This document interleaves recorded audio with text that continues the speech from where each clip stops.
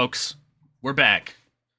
We're doing more wrestling. Well, not actually wrestling. If you want to watch wrestling, you got to go somewhere else. This is people. That's true. This is people talking about theorizing about wrestling. So, yeah, true.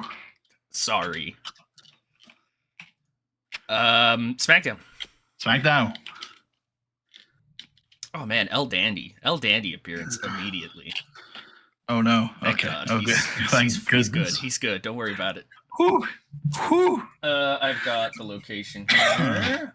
We are in Salem, Oregon, which the town of Salem. I've never heard of that before, but okay. It's where all the witch trials happened. No, that was in Boston. That was in Salem, Mass, buddy. Oh, is this? Oh, okay. Are you sure it's not this place? I'm sure Salem, Oregon is known for. Dude, they were pilgrims. Well, okay, hold on. I have to look it up because now I'm freaking out. I guess you're right. They wouldn't be Salem, this far west that early. I was gonna say that. Yeah, Salem is the city in Massachusetts, right on the ocean, if you will. Why do we have 8 viewers immediately? What has happened? Has something gone wrong? What's today? Tuesday. Tuesday. This might be when the Model Boys stream TEW. They do it today, but it's later. So I don't know. Maybe it's just people watching waiting and then wait. It's TEW. Wait, it's these. Wait a minute. Who the hell are these guys? All right. All these of guys viewers are both gone. White. They're all gone. It's fine. It's, it's clearly a Twitch glitch. I ran them off. Don't worry about it. Also, we have been going off lately, but we're only booking one show an episode, which is helping. That's not. That means we're not making a bunch of progress. Why are you saying thanks? Do you see what I've titled that? Twitch actually sent out apparently Twitch actually sent out a notification for you guys this time. Okay. Cool. Oh wow. Okay. Based. Wow. Amazing. All right. Shit. SmackDown. So we've got the fishing trip. Oh, I know what I want to start off with. I don't really know what I want to do with this angle exactly, but I think we should kick off the show with the owner, the boss, Vincent Kennedy McMahon. Oh my God, he's here. He's not even set to be on this brand. That's how insane because this is. We wanted to isolate. Yeah. Yeah, maybe we should do this a different way. Maybe Teddy should come out and announce the Great American Bash. I know we've already announced the show, but we haven't announced the title yet. Yep. Okay, I like that. It's July. Go ahead. We're coming up to the 4th of July, and even though we won't have a special event coming this weekend, we will in 2 weeks' time, 3 weeks' time, whatever that is. It's next weekend. It's not next weekend. You're right. It's the weekend after next. You did this yesterday, where you thought it was a week. I did the opposite thing yesterday. Oh, you thought it was a week later. I see. Yeah, I did. It's fine.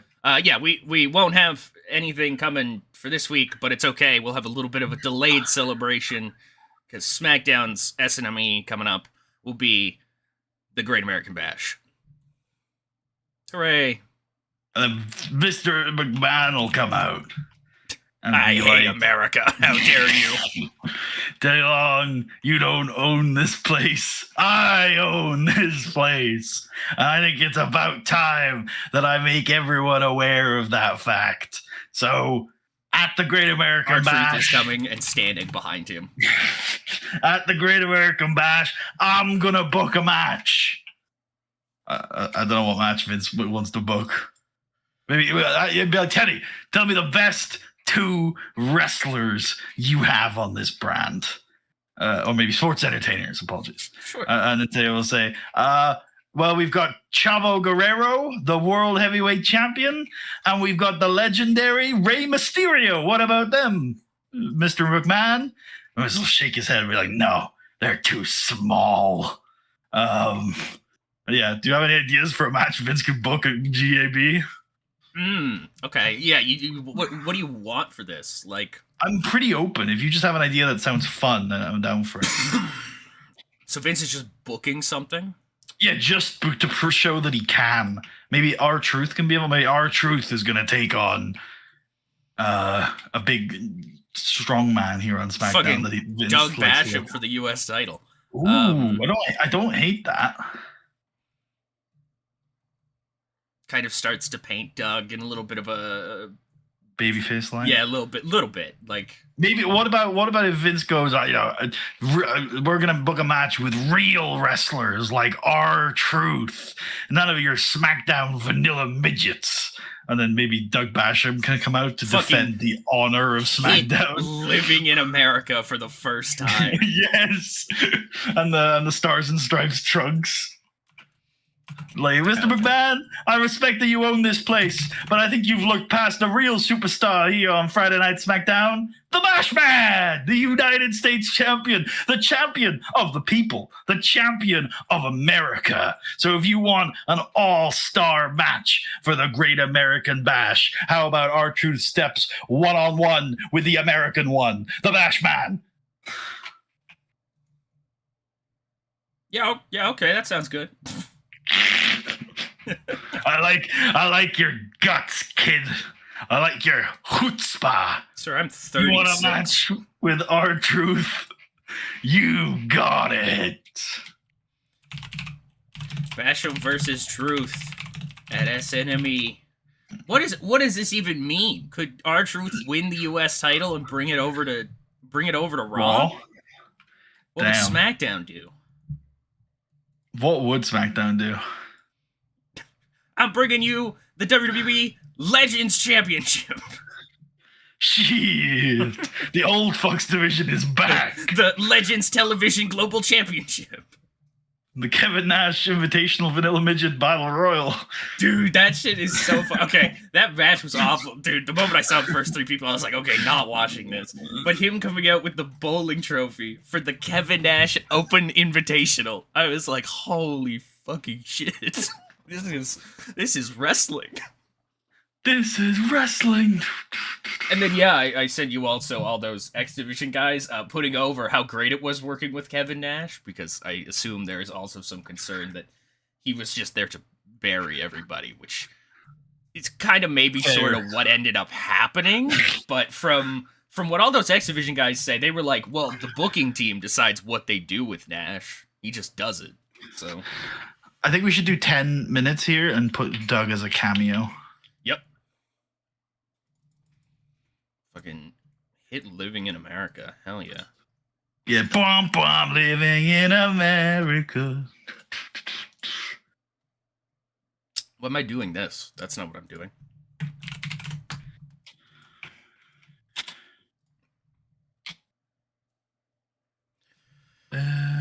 Okay. What? Okay, so now Vince is here tonight, maybe for one night only. He's pissed off Teddy Long because he stepped on his toes. I have an idea for later as well. Yep.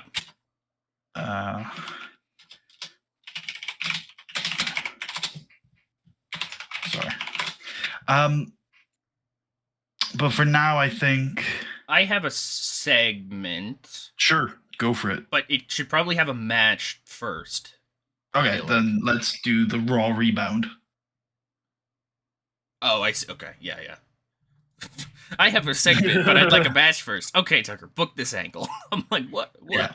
I don't want to go straight into a match. Yeah. Raw rebound is, I guess, what the hell happened on Raw? The Lashley, Big Show, and Raw rebound should be JR, I think. Oh, yeah. Jim Ross has rallied the plebeians against the authority. I forget what the word is for that. I forget what the opposite one is, but yeah.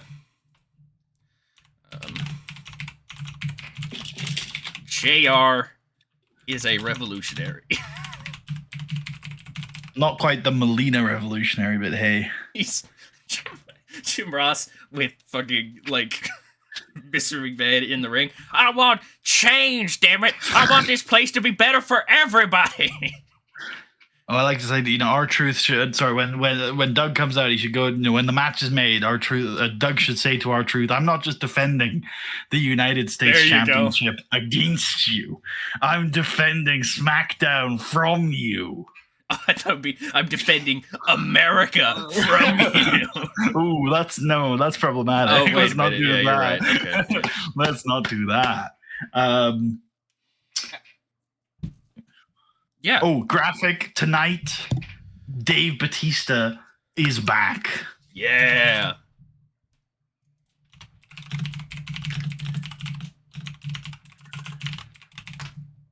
And that's not all, Taz, because another graphic, because tonight we've got a star-studded show, because not only is Batista going to be here live and in person, not live, in person, but our main event is a blockbuster. The most dangerous man on the planet, Ken Shamrock, taking on Ultra Instinct, Rene Sebastian Dupree. Oh, hell what a main yeah. event.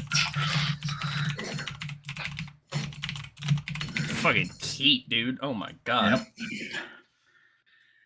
Yep. Okay, match time. I think Paul London should fight Jason Jeter. Yep, that's hot.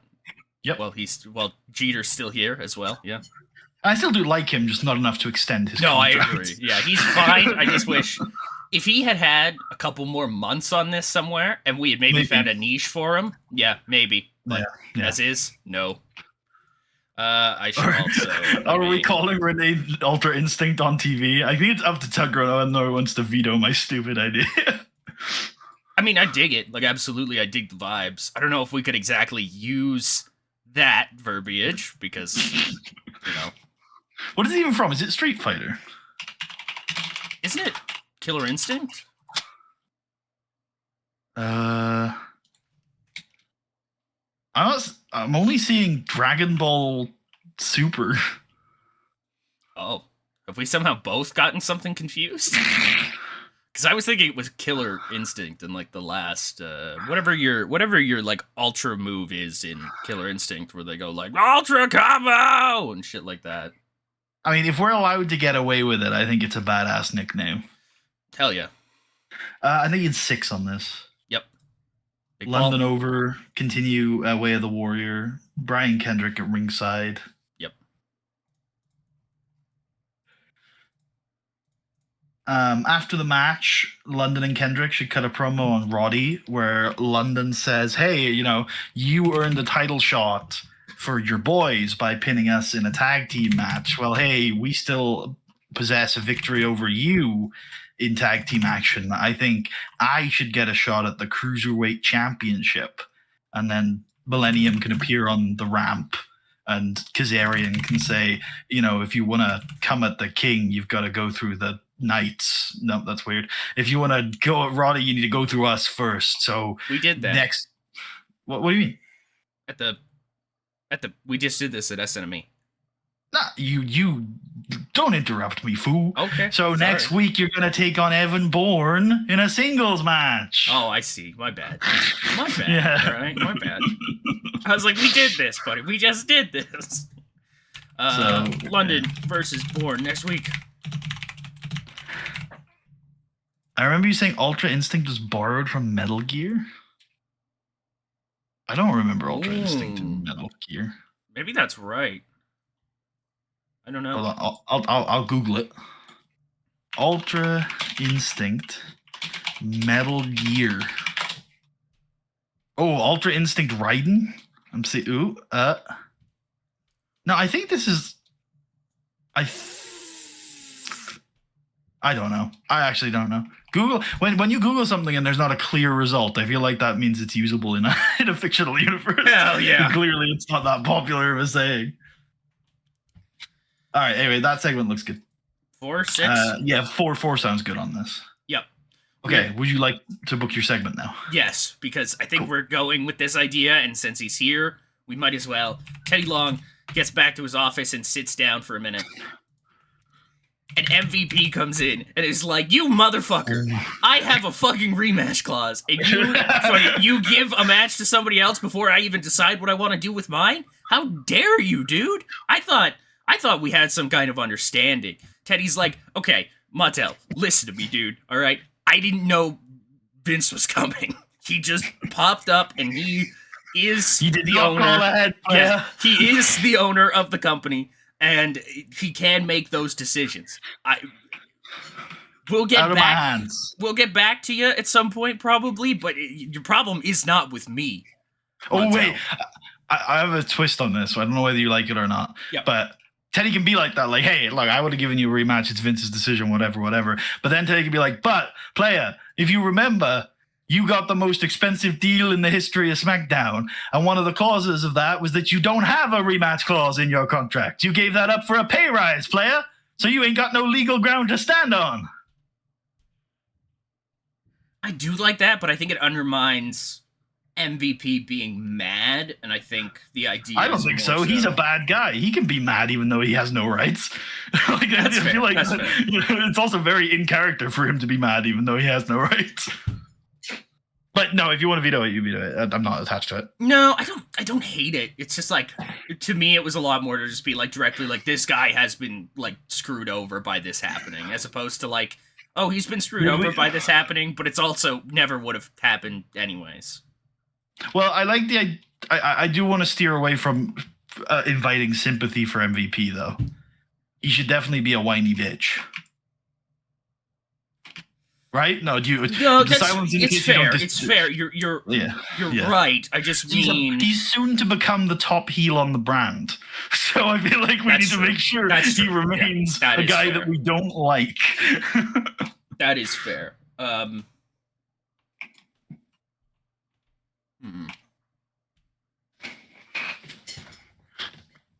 I will interject no more. You feel free to finish this angle however you see fit. I'm thinking here. I'm like, I was wondering if maybe MVP should be mad at Vince, and he's like, oh, I'll get Vince back. Yeah, but he's like, oh, I'll get Vince back for this. And then when Vince doesn't show back up again, he's like, all right, I will turn my anger to you, Teddy. Fuck you. That I like as well. And Teddy's like, this is not my fault, playa. What the fuck?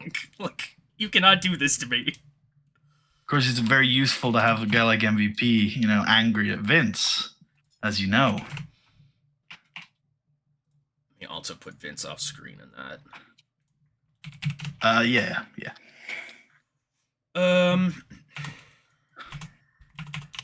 Speaking of usable ideas, I was working on a Seaverse mod where Javi Ferreira gets signed by the SWF and gets the new name Victor Vidal. Originally, his nickname was going to be the Essence of Excellence, but then Keith Lee trademarked it, so I changed it to the Essence of Ebony. Okay.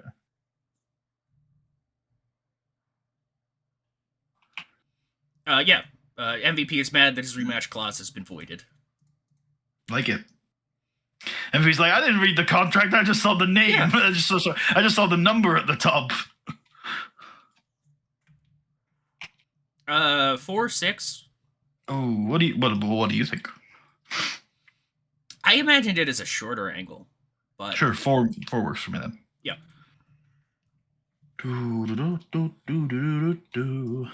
Okay, so I've got well, maybe we don't go right into a Vince thing. Maybe we do a little bridge first. So, I got an nice angle idea. So let's get You also remember one other thing. Is it the women's tournament? Is that what you're going to bring up? Or? No, the other thing with Vince. Go on, just remind me unless it's massive. It's a little massive. Do you want him? Are you saying you want him to interact with a particular person? With the particular person? Is that not supposed to happen here? No, I know what you mean. Okay. Not super attached to it having to happen. But it would be. I think it'd be good. So I had this idea that Vince and Kennedy can come. Like Kennedy can ask him on the fishing trip. So it could maybe it's funny if Vince is like, "No, who are you, loser?" and then just leaves. No, I'm here to run a wrestling show. Get away from me, Fisher man. Who the fuck you are? Hey, I'm a great wrestler. I beat 4 world champions in 1 year. Okay? Yeah, that's why I've heard of you before. Fucking nobody. He's okay, like, I like that. Kennedy's like, oh, what the hell? Make sure we don't finish the show without booking that. Yep. Shit. Oh yes, interview with Ken Shamrock. Hell yeah. Yeah. What's he got to say, buddy? How do you think your match tonight with Rene Dupree is going to compare to to your previous matches against guys like Gregory Helms. Easier. No, he's probably gonna say Tougher. look, right? But only because I don't know the guy that well. Yep, there you go. He's got a map-based background, which is something that I'm useful. Sorry, which is he's got a map-based background, which is something that I'm used to. But I'm getting very distracted right now by somebody wanting me to enchant their gear. Yeah, somebody also just texted me about like, oh, can you do this? And I'm like, no, I'm on a stream, man. Like, good. Got a map-based background, which I'm used to, but he's not like Gregory Helms. He's not like I think he's just gonna say Gregory Helms. He's got a lot of tools in his arsenal. I haven't seen a lot of him. He's new on this brand. I don't watch Raw. I don't care about Raw. I don't care about SmackDown, if I'm being honest with you.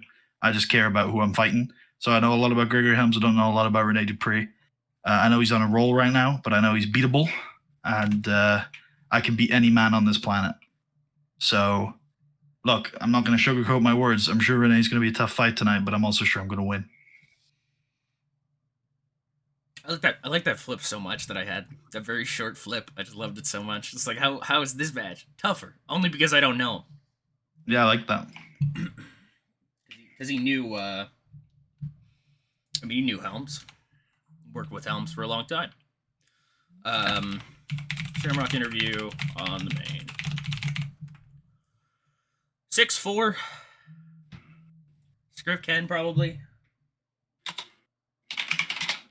Hold on a sec, sorry. 4 work, script 10. Yep.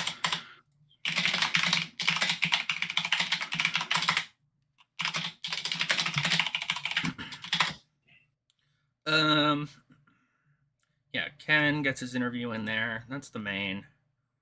Taker's still gone. Kennedy's got stuff later. Helms and the fucking Boogeyman is the thing we're doing.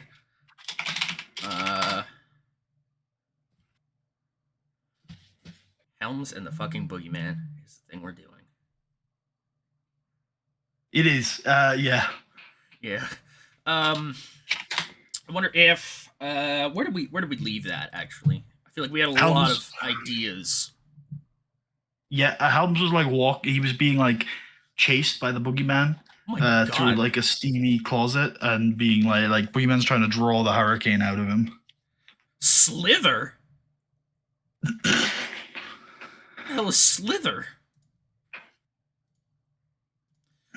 Yeah, okay. So he was being haunted. I don't know. When is the We should see Helms this week, and it should be very apparent he's not slept in a while. I like that a lot. It is not going well right now, and then we'll get to the Green Goblin angle.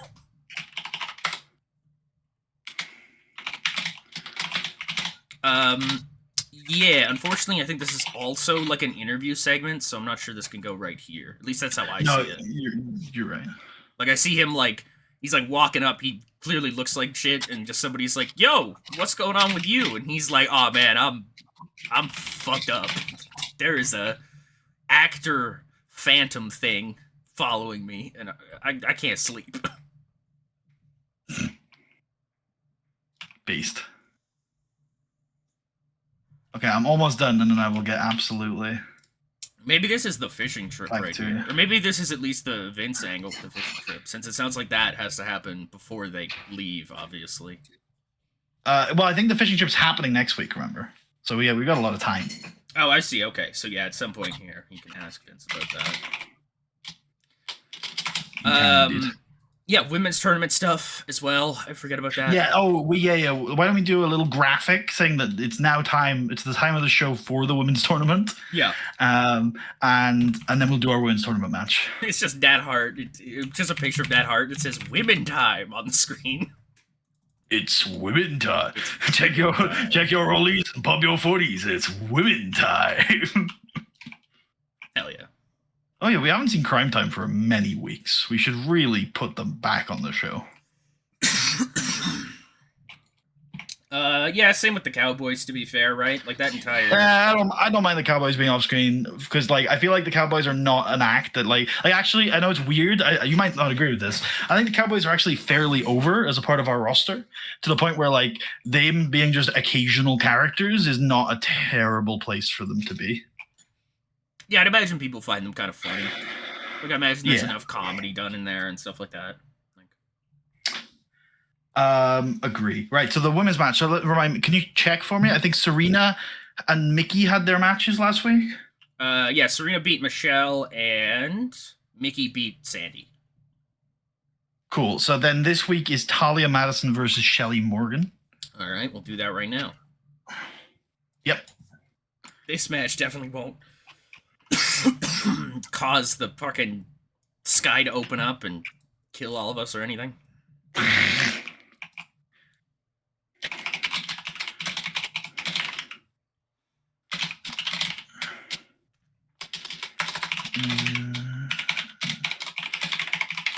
Okay, right. Sorry, I really do apologize. No, It you're shouldn't good. be You're this good, dude. Dude, okay, I so- literally walk away to go like do another thing. Like the last time we streamed, it's fucking cool. I don't. Yeah. Okay. Thanks. For like 4 minutes, I think on this. That works. And Mickey James, I think, should screw Talia out of this. Yep, I like that. That all adds up to me. Awesome, and that heats that thing up even further, so we can maybe Could be a distraction, maybe. Could even up to however Okay. you think Mickey James should Honestly, influence this. Mickey James is a little. Listen, she's not crazy, but she's still a little.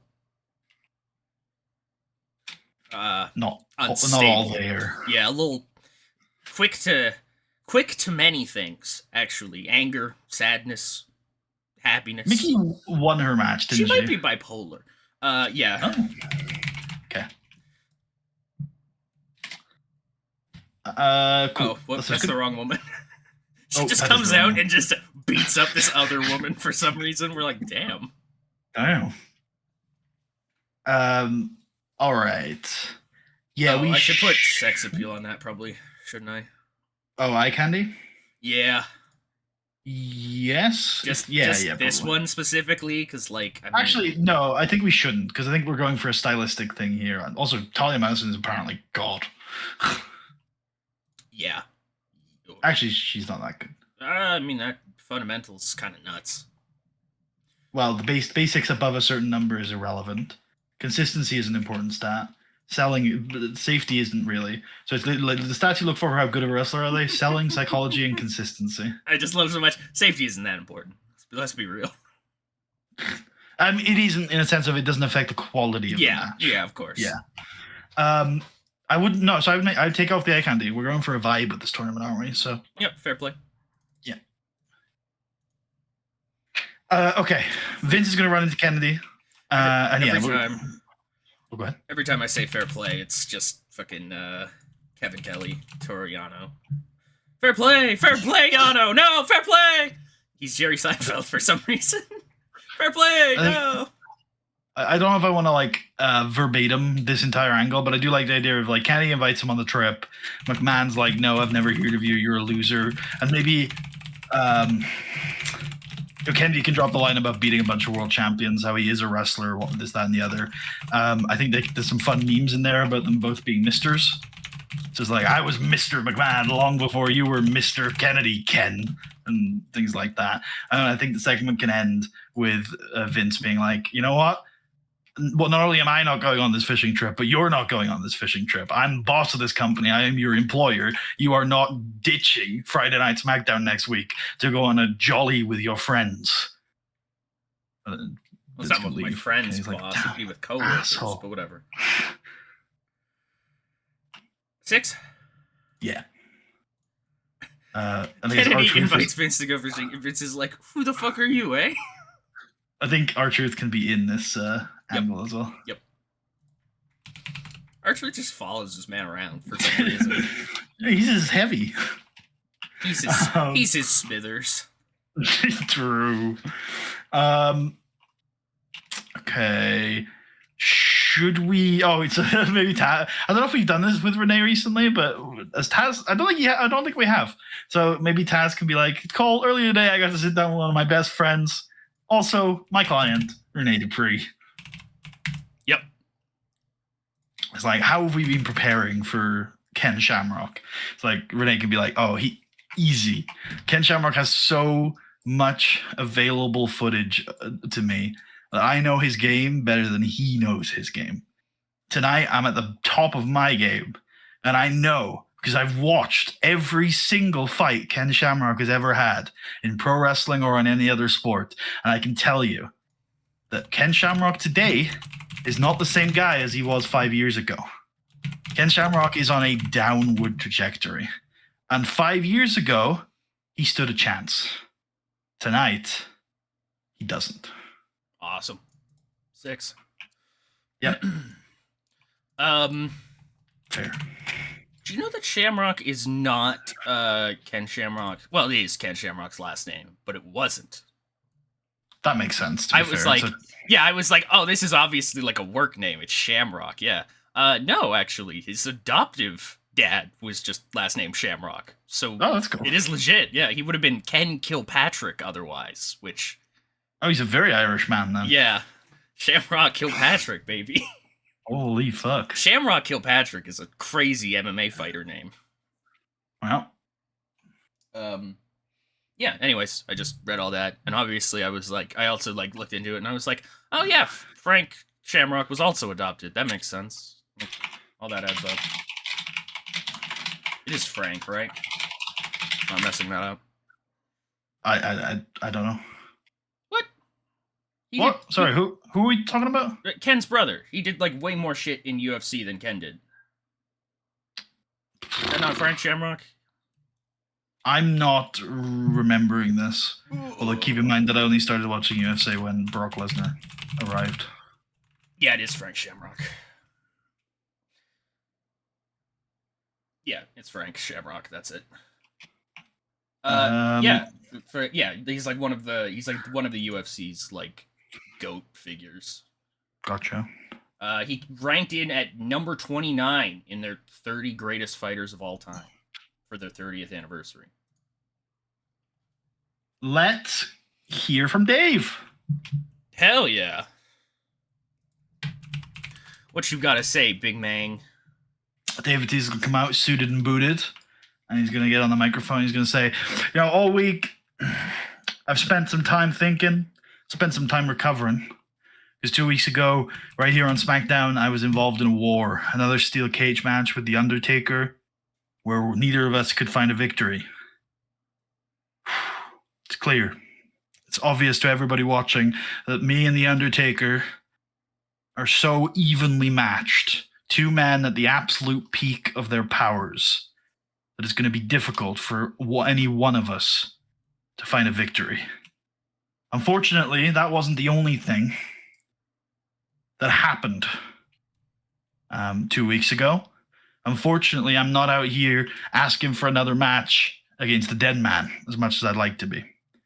In the last few weeks, I've heard people talking. I've heard people discussing. And a lot of people thought that I was going to come out here, I was going to be angry at Chavo Guerrero. A lot of people thought I was going to come out here and I was going to call him out for what he did. But you know what? I'm not. I'm happy for Chavo Guerrero. I'm delighted for Chavo Guerrero. Chavo Guerrero has been for a long time one of my friends. And I still consider him a good friend. And 2 weeks ago, he did something that he explained. And you know what? I agree with his explanation. He took his opportunity. Because I've known Chavo for a long time, and I know he doesn't get the opportunities that another man of his quality would get. I know that he hasn't got the shots that he deserves. So 2 weeks ago, he took his shot. He took the bull by the horns, and he became the heavyweight champion of the world. And you know what? I have a ton of respect for that. So I'm not out here to say anything negative about what Chavo did 2 weeks ago. I respect it. But I am out here to ask for a match for that championship, because I still haven't lost a title match since I lost the belt. I still went one-on-one with The Undertaker twice and took him to his limit. And you know what? If my feet had hit the floor just seconds earlier, I'd be standing here having lost the World Heavyweight Championship to Chavo Guerrero 2 weeks ago. Or, he looks at the camera, I'd be standing here World Heavyweight Champion, and we'd be one briefcase down here on this brand. But that's a hypothetical for another day. The question I want to answer, Chavo, is who's better, you or me? And I want to answer that question 2 weeks' time, Saturday night, lights on bright, San Diego, California, Great American Bash. So, Chavo Guerrero, I'm laying down the challenge. And Chavo is not going to respond in this angle. Damn. All right, fuck you, Chavo. What the hell's that about? Because Chavo Guerrero is actually backstage and about to bump into Vincent Kennedy McMahon. Oh, great! Good for him. That's what. That's what you want, I'm sure. He's gonna like stare him down a little bit, but like he's gonna just look at him. He's gonna say, Vince, Mr. McMahon, I heard what you said at the start of the show tonight, and I just think you gotta be careful because you're here. Yeah, you own this brand. But really, SmackDown belongs to the people. SmackDown belongs to us. So I just think you got to be careful what you say and where you step when you're on this brand. Because unlike Raw, this brand isn't filled with yes men and lackeys and goons and people who say, yes, sir, what do you need, sir? No, we're wrestlers on this show. And I'm the best wrestler on this show. I'm the heavyweight champion of the world, a title that means something, unlike that gaudy piece of bling you've got rocking on your show. So be careful who you annoy here on SmackDown, Vince, because you might find the consequences are that things might get a little too real for you to handle. Because this is a show, this is a real show, unlike the crap you put on Mondays.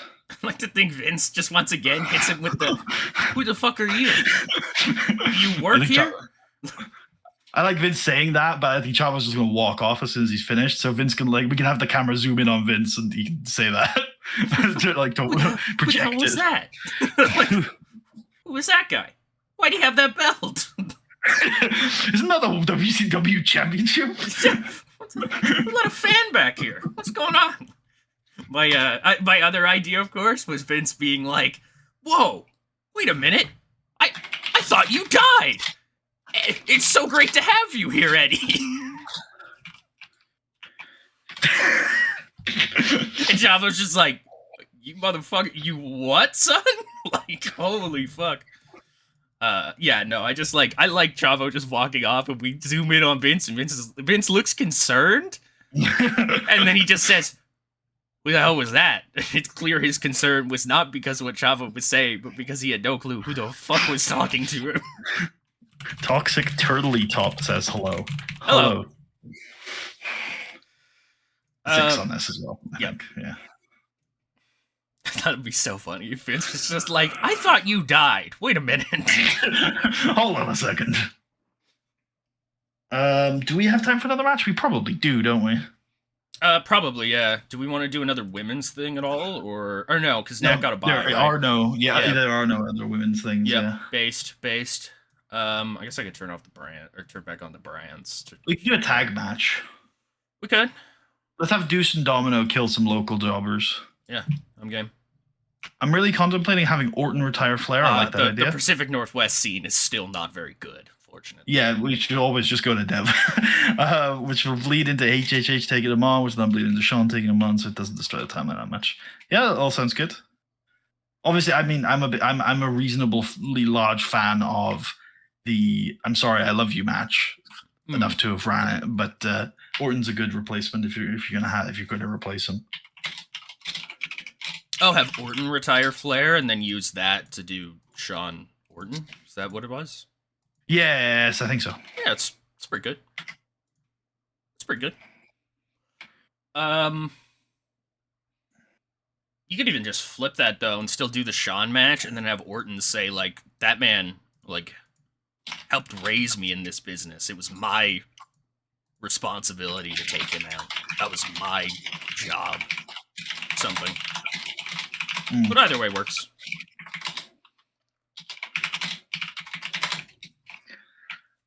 Sorry, I did completely blank that. I'm sure that was I'm sure I agree completely with what you said. Let's get Jack Swagger and Michael Tarver.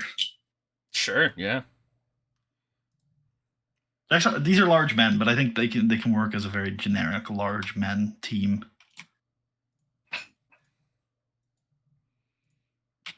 The GOAT, Michael Tarver, dude. He was in the Nexus, right? Or am I crazy? Yeah, it was. Okay. I, for some reason, like at the start of the save, was like, I should get this guy. And so he's just been here for fucking years and will be here for fucking years in our dev for... You got Brodus Clayton in your dev, but never Snitsky or Viscera. That's like boiling water and throwing the pasta noodles away. I wouldn't have been opposed to Viscera, I think.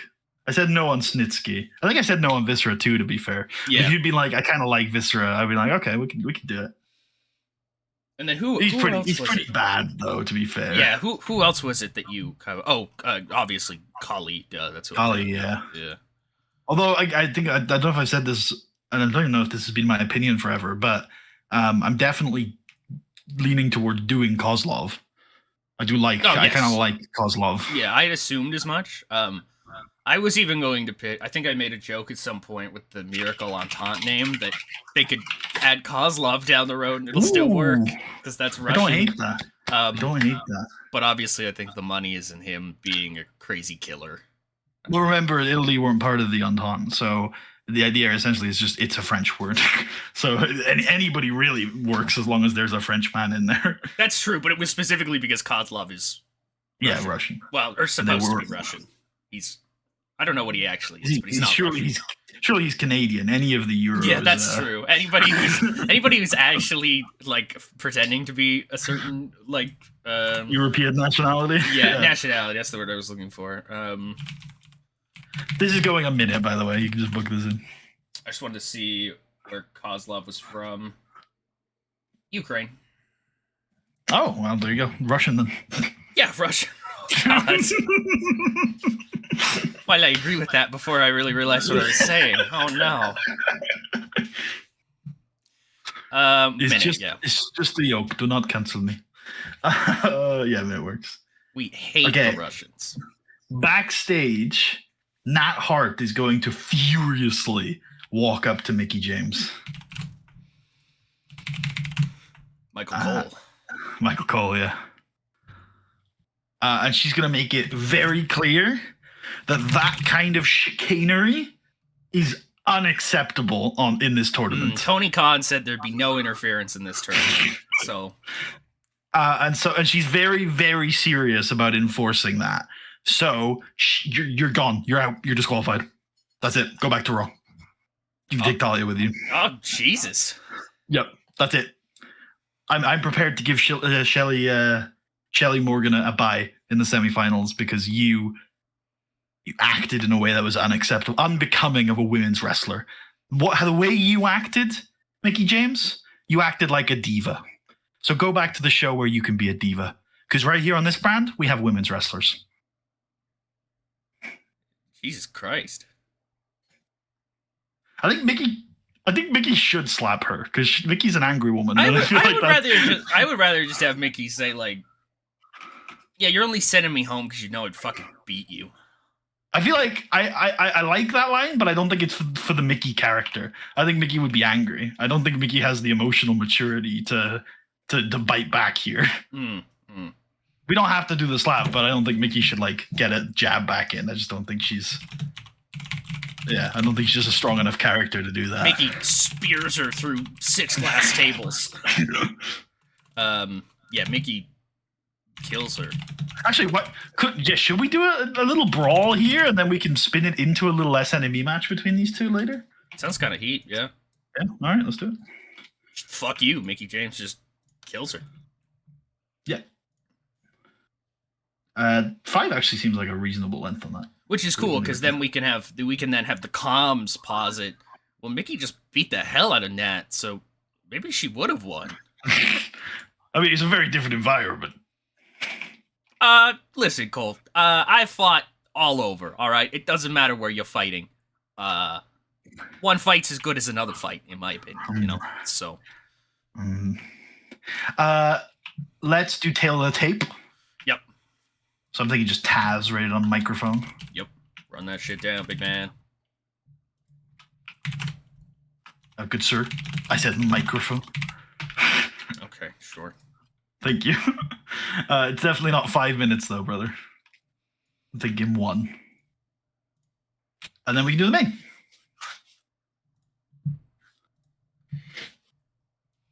Oh my god. We didn't miss anything on this show, right? I don't think so. We got the Vince angle in there, and we got everything in there, I think. Did we do anything with Helms? Yeah, we did. You did. Oh no, you didn't yet. But we can book in that interview you had pitched, right? Yeah, it can be super short. He just looks like shit. It's very clear he has not slept, and we try to get a word with him, and he's just like, "I've not slept." That's all he says. I'm doing a 2016 Redux save, and it's now 2018, and I'm playing as Sean Waltman's GCW, and the newest GCW title in my save. The GCW World Cruiserweight title is GCW's J Crown, and that involves okay, there's a lot of belts in there. Cool. Holy Sounds fun. Shit. I was expecting it to be like a WWE save or something, right? Because it was like, oh, I'm doing like a 2016 thing, and then it was just like, I'm Sean Waltman in GCW, and I was like, holy shit. Holy. 19? I shouldn't check. But it's low. It's low. I know it's in the 50s. Yeah. All right. We'll see if the road agents stop us. That's true. We'll see if Sting runs up and it's like, boss, no, you can't do this. Because we're definitely going slow build on this. Ken wins this, right? Yeah, I think so. It's a good showing for Renee, but yeah, Ken's on some shit right now, man. Yeah. Yeah. Things like, please don't do this. Let's go 17. Still, boss, please. Just please. He'll die. Let's go 15. Yeah, there we go. Cool. All right. What's the game angry about? Good question. Ken Shamrock. What the fuck is this? Were we gonna do this on TV? No. Why are you here? We were gonna do this on TV. I don't think so. It was booked 7 days ago. That'd be SmackDown. Oh, that must do it on TV the next week. No, you must have just fucked up. Or you must have misunderstood. Because we did book this in last week for SNME, but you must have been like, "Oh, clearly this is intended for TV." I bet you. Quite honestly, I probably just went. We were probably just going through it, and I probably just did pre-booking and just booked the fucking match. All right, well that's whatever. Give it to them on Dark Show. No, don't do that. No pre-show. All right, fine. No, that's very gamey. you're very immediately just going, well, we're going to get a penalty, so we must book it. Rather break the rules. Yes. And then I want an interview with Renee afterwards. Sorry, with Shamrock. Now, this time he says easy. No, I feel like he's going. So let's get Crystal out there. Yeah, that's the one. And be like, how was that? And I think Shamrock's going to be like, that was way harder than I thought it was going to be. Like that man is absolutely a killer. Yeah, I fought a lot of guys. Yeah. Go on. I fought a lot of guys in a lot of different places, and not every single guy has that hunger, has that will. In there with that guy, he's got it. A lot of respect for that guy right there, Rene Dupree. He's a real fighter. He's a real tough guy. I could have easily lost that match. Yeah, it could have gone the other way, but it didn't. It's a Ken Shamrock, the dangerous man in the world, most dangerous man in the world. I'm the dangerous man in the world. I'm the dangerous man. He's the only one. When is the Undertaker going to step to me? I want to say we do that even more directly. I want to say maybe he's talking about Renee, and he's like, he got in that ring with me and he fought me and he went the whole way, and I respect the hell out of him for it. Somebody who's respect, somebody who I'm waiting to give respect to, I guess is the right word. And he looks like right in the camera. It's you, dead man. I don't know where you are, why you've been ducking me. I laid you out I'm here every week. You know where to find me.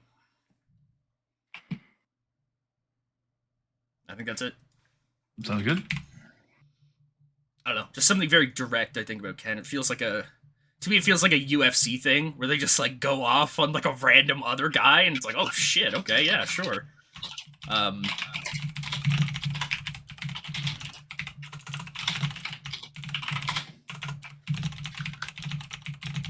I had in mind before you even said that. I had him just taking the mic off of Crystal, looking in the camera and saying, "Dead man!" Yeah. So I like the way you went with it. Yeah, perfect. Yeah, that's exactly what I was thinking. Just, like... And somehow I like the lines that I didn't even really intend for them to work until I was saying them with, like, the Renee got in there with me and he went the whole way. Where the fuck are you, Undertaker? Like... This guy doesn't even have beef with me and he still stepped up. Where are you?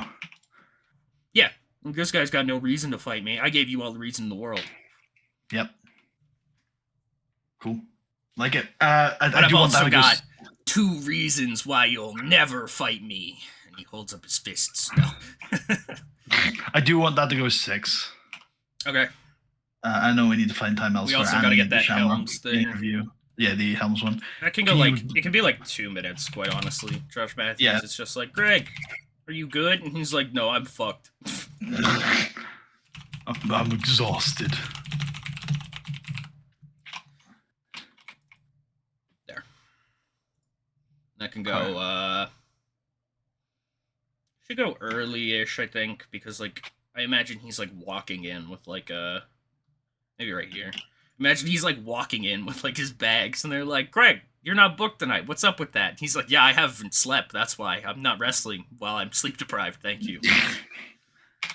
Take 2 minutes off the open.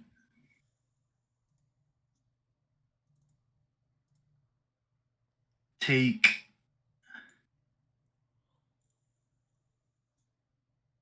a minute off of London Jeter. Yep. And take a minute off of... How long did the tag match go? 1. Okay. I guess the women can lose a minute. Yep.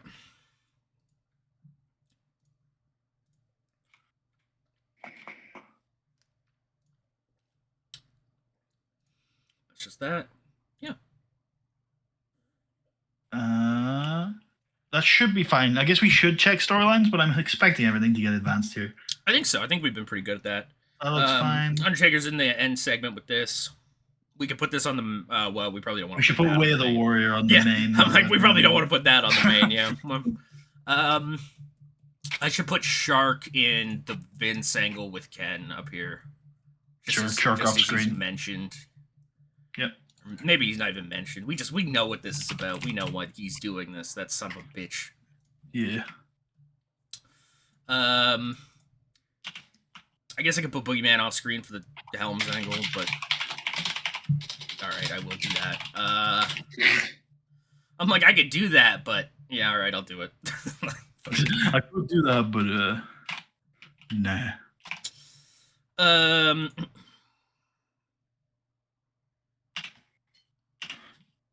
Yeah, we'll put we'll put her off screen for this along with Talia, maybe, or Talia, whatever. I don't care to turn off the brand or turn on the brand skins. That just works. That advances the SmackDown story. Way the Warrior, Batista Chavo. It's that promo, and we probably wanted a match or two. The Renee thing is advanced in the Renee Taz sit down. So yeah, just throwing a thing on the main. I guess it's Way of the Warrior. Please. Anything else here? How did Eris become Shelly again? Eris was defeated in a vampire match, and the vampire was slain. So she was reincarnated into Shelly Morgan. Yeah, I hope that's a thing from something, or else I don't know, folks. Putty's going crazy over here. I hope he's like referencing something, or else I don't know how he thinks it works either. But I told you what it was referencing. Yeah, I know. I thought it was, which is good. Yeah, but I've never seen that, so you could be making that up. So Yeah. Who are all the champions? I would love to sit down and do that, but I'm strapped for time, so let's run ourselves a SmackDown. I'll do it right after Putty can get out of here. And I'll That sounds good. show it off. Yep, let's do it. SmackDown intro. Just as well. Yeah, would expect better, to be honest, but sure. We can book it in. Holy shit.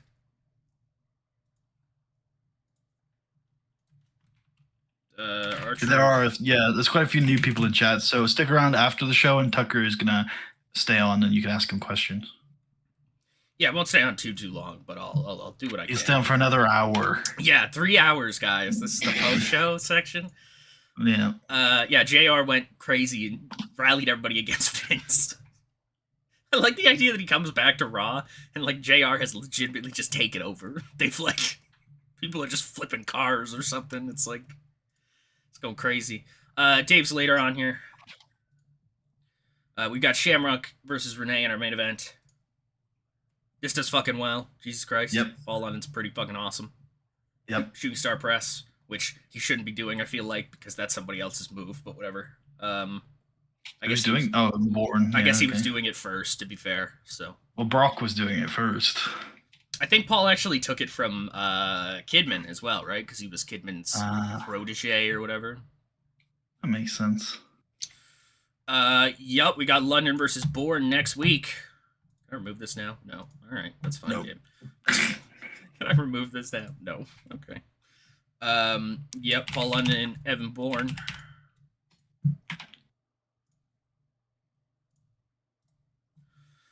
Greg Helms has not slept at all. He's a tired boy. He looks very bad. MVP is like, this is bullshit. Shamrock interview on the main event. Hell yeah. Women time. The women have a time. Shelly blows her eardrum. Shit. We blast her. Talia does. Good times. Good times. What is this? Oh yeah, I mean I'm very game to turn you babyface here with this actually. Sure. I don't know how that happened, but sure. Nice. Oh, and I can change your gimmick too. Normal woman. Sure. Adequate. Nice. Very fitting for normal. You need to get a new render for her, by the way, if she exists, not being a goth girl.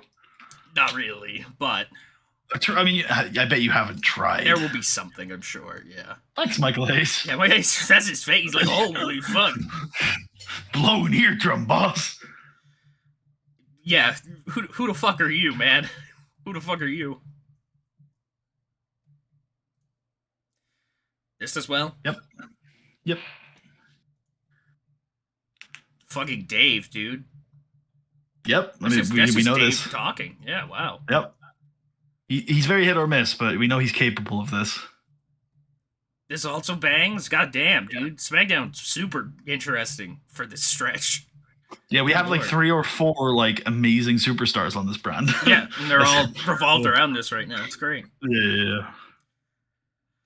Nice. These are not them. Good job, everybody. Good job. Yep. West Side Stomp. Big Deuce with the carry. Hard carry Deuce. Okay. It says it even. He hard carry. He's the best. It's time to move on from this match. We fight. James is kicked out of the tournament and she's not happy about it. We fight about it. Yep. Tail of tape. Here we go. Main event time. Main event. RSD. KS. He broke Renee's ribs. The crazy son of a bitch. You wanted to shoot on him. Yeah, sure. Fuck it. We can even add this for the fucking promo afterwards, man. Fucking. Yeah. I broke that motherfucker's ribs, and I know I did it because I did it on purpose. He still went the whole distance with me. Broken ribs and all. That's a man. Where the fuck are you, Undertaker? I targeted The Undertaker's championship reign. I broke it. I targeted Rene Dupree's ribs. I broke them. Perfection. Right. I gotta get out of here. Yep. So, sorry to love you and leave you. Tucker's gonna stick around for a bit. If you want to ask him questions, you can do. Yeah, otherwise, thank you all for being here. I appreciate good viewership today. Hopefully, we'll be back soon for some more stuff. And thank you, Tucker, for streaming. And I'm gonna get off the call, and I will see you later. Have a good one, brother. Yep. Peace. Peace, man. All right, I'm here with the chat. I have you guys up here, which is good stuff. What have people been talking about? Is Shark Boy? Oh man, okay. I don't know if I can play music. I mean, it'll almost certainly get messed up, but I don't really know if I don't imagine this will go on YouTube. I could play music if I wanted to, but whatever. Shark is Sean O'Hare. That's a long story. He was initially he was in our dev to start the 04 data, and I like Sean O'Hare well enough, right? Big guy, moves well, has a bit of a charisma to him. Putty was like, he should be a surfer character, which led us to, hopefully this doesn't mess anything up. I'm just disconnecting from the Discord call. Okay, cool. Didn't even make a noise. He was surfing Sean O'Hare, and then we brought in Animal, because LOD, they do the LOD stuff with Heidenreich around that time. Instead of Heidenreich, we did O'Hare. I don't remember the exact reason. Might have just been Heidenreich wasn't in our company anymore. But since there was Road Warrior Animal, Road Warrior Hawk, I was like, oh, that's the land and sea, or the land and air. You need something for the sea. Surf and Sean, already being Surf and Sean, was like, oh, that's perfect. And then he was Road Warrior Shark for a while. And then once Animal left and the Road Warrior stuff stopped, we just kept calling him Shark. I think it's kind of hard. I don't know. Just Shark. He's Shark. He's good buddies with like Ray and Dave. I don't know how far I want to scroll up here. Because like, I'm sure there's new stuff going on. I kept Heidenreich for like a year if the version of LOD stuck together, which is even funnier. Okay, so we just didn't do Heidenreich then, clearly. I believe I started watching the start of 04, but have not been able to keep up. Yeah, I mean, we've made some decisions as well that have made that hard. Like the TVs are, oh yeah, the Shark Tank match. Yeah, thank you, Carlton. I should bring that up too. We gave Shark a gimmick match that is quite literally a ring surrounded by a glass tank, and we pump water into the tank, meaning that they wrestle in the water, and like it's literally like you escape the cage, you win. Or I guess in theory, somebody could just drown. Who are the champions? That I will point out here. So world champion is Chavo Guerrero. Taker beat Batista at Mania in just straight up the Mania 23 match. Because we're both big fans of that. Chavo won Money in the Bank at Mania and claimed he was going to hold it all the way to WrestleMania and cash it in at WrestleMania to avenge his loss to Randy Orton the year prior. Chavo had won the 2006 Royal Rumble, went to Mania 22, fought Orton and lost. Then yeah, won Money in the Bank here at 23. Claimed he was going to hold it till 24 and avenge that WrestleMania loss, get his WrestleMania moment, if you will. But he saw his opportunity and he did it early. We're still kind of in the process of, I guess, showing. Well, I mean, it's been 15 days. Like, this is going to be a reign. We're going to have some things going on as it goes, but for right now, we're just kind of happy that our small boy has gotten the belt. World Tag Team Champs are Dolph Ziggler and Kenny Dykstra to very quickly explain the New Breed saga. Oh, these are inactive. Hold on. To very quickly explain the New Breed saga. God damn it. I just set this to active. Okay. The New Breed. This is the New Breed. This has always been these guys, the four of them. Paul Heyman brought together the New Breed for Rene Dupree initially, because Rene had been managed by Heyman for most of the save. Since La Resistance fell apart, basically, Paul Heyman was with Rene. And so he wanted Rene to have a group, because Paul had, at that time, in October 06, he had been working with the ECW original stuff. We didn't do the third brand, but we did just an ECW invasion that I think went really well. We're both pretty proud of all that stuff. But yeah, the new breed was Paul Heyman. He brought together all these different young prospects, basically to give to Renee is like, here's some guys for you. Since Rob has like his friends that were in ECW, here's some young guys who you can like teach or mold or just hang out with, whatever. And that was where Renee and Paul's relationship actually like fully fractured, basically, because it was Renee realizing that Paul never really knew what he wanted. He definitely didn't want a bunch of like cronies and stuff like that. Renee's a fighter. He's not a, I don't know, he's not willing to just cut all those corners to win. He wants to do it his way. um, which I think is why Elisha Burke is still listed as a deputy on this screen, which is very funny. But yeah, essentially it was it was a stable for Renee that Renee never wanted to take part in, and so they kind of just ended up being on their own. Like Paul was like, "Oh, I guess I'll focus on the ECW stuff," and these guys were kind of just left to the wolves to figure it out, and they have. I mean, it's been not even a year. Elijah is the IC champ. We'll see that in a sec. Ziggler and Dykstra are the World Tag Team champs. Marcus Corvan is awesome and pounces people. That stuff has been a lot of fun. It's felt very natural. And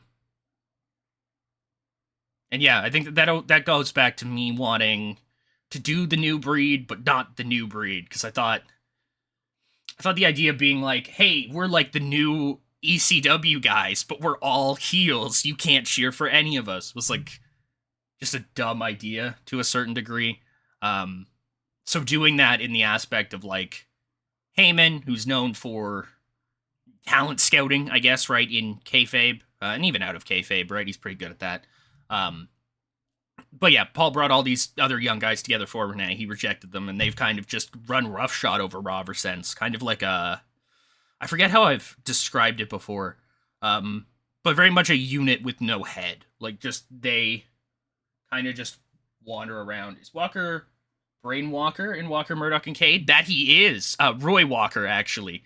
But yeah, we, which I think I got from Roy Halladay, because I wanted, there were a couple different names like that all related. It was like Doc Walker or, yeah, Doc, I think it was Walker, and I was like, oh, Doc Walker sounds kind of good. And then it was like, oh, Doc Holliday, because like they're Southerners, cowboy type people things. It's weird, because like they're not cowboys, but they're cowboy-esque, if you will. Their team name should be Walker Texas Rangers. That's pretty good. That is pretty good, because it definitely Roy very much presents as the leader of those two.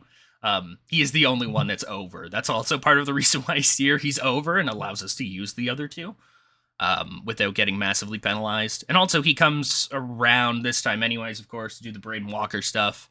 And yeah, I mean, Chris Harris is all right. I mean, I don't think he's anything super special. I don't think anybody really ever rated him as super special, but he could have fit in this company if he wasn't given knock and was crazy out of shape by the time he got there. Which I think I had heard was like he did it to himself, like he was really nervous about the WWE and stuff like that, and so he'd kind of fucked himself up by not eating all that well. Maybe that was just somebody's theorizing or something like that. Anyways, back to belts really quick. WWE champ is John Cena. He won this all the way back in September of last year against Edge. We did pretty much all of the Edge stuff. Like, this is the Chamber cash-in. Cena had won it at Mania 21 from JBL, as you can see there. Edge cashed in after the Elimination Chamber, which was cool because we had never specified how Money in the Bank worked. So when he came out after the Elimination Chamber, there was a big fuss like all around the company about how that was a weird, bad thing that we should not be allowing to happen.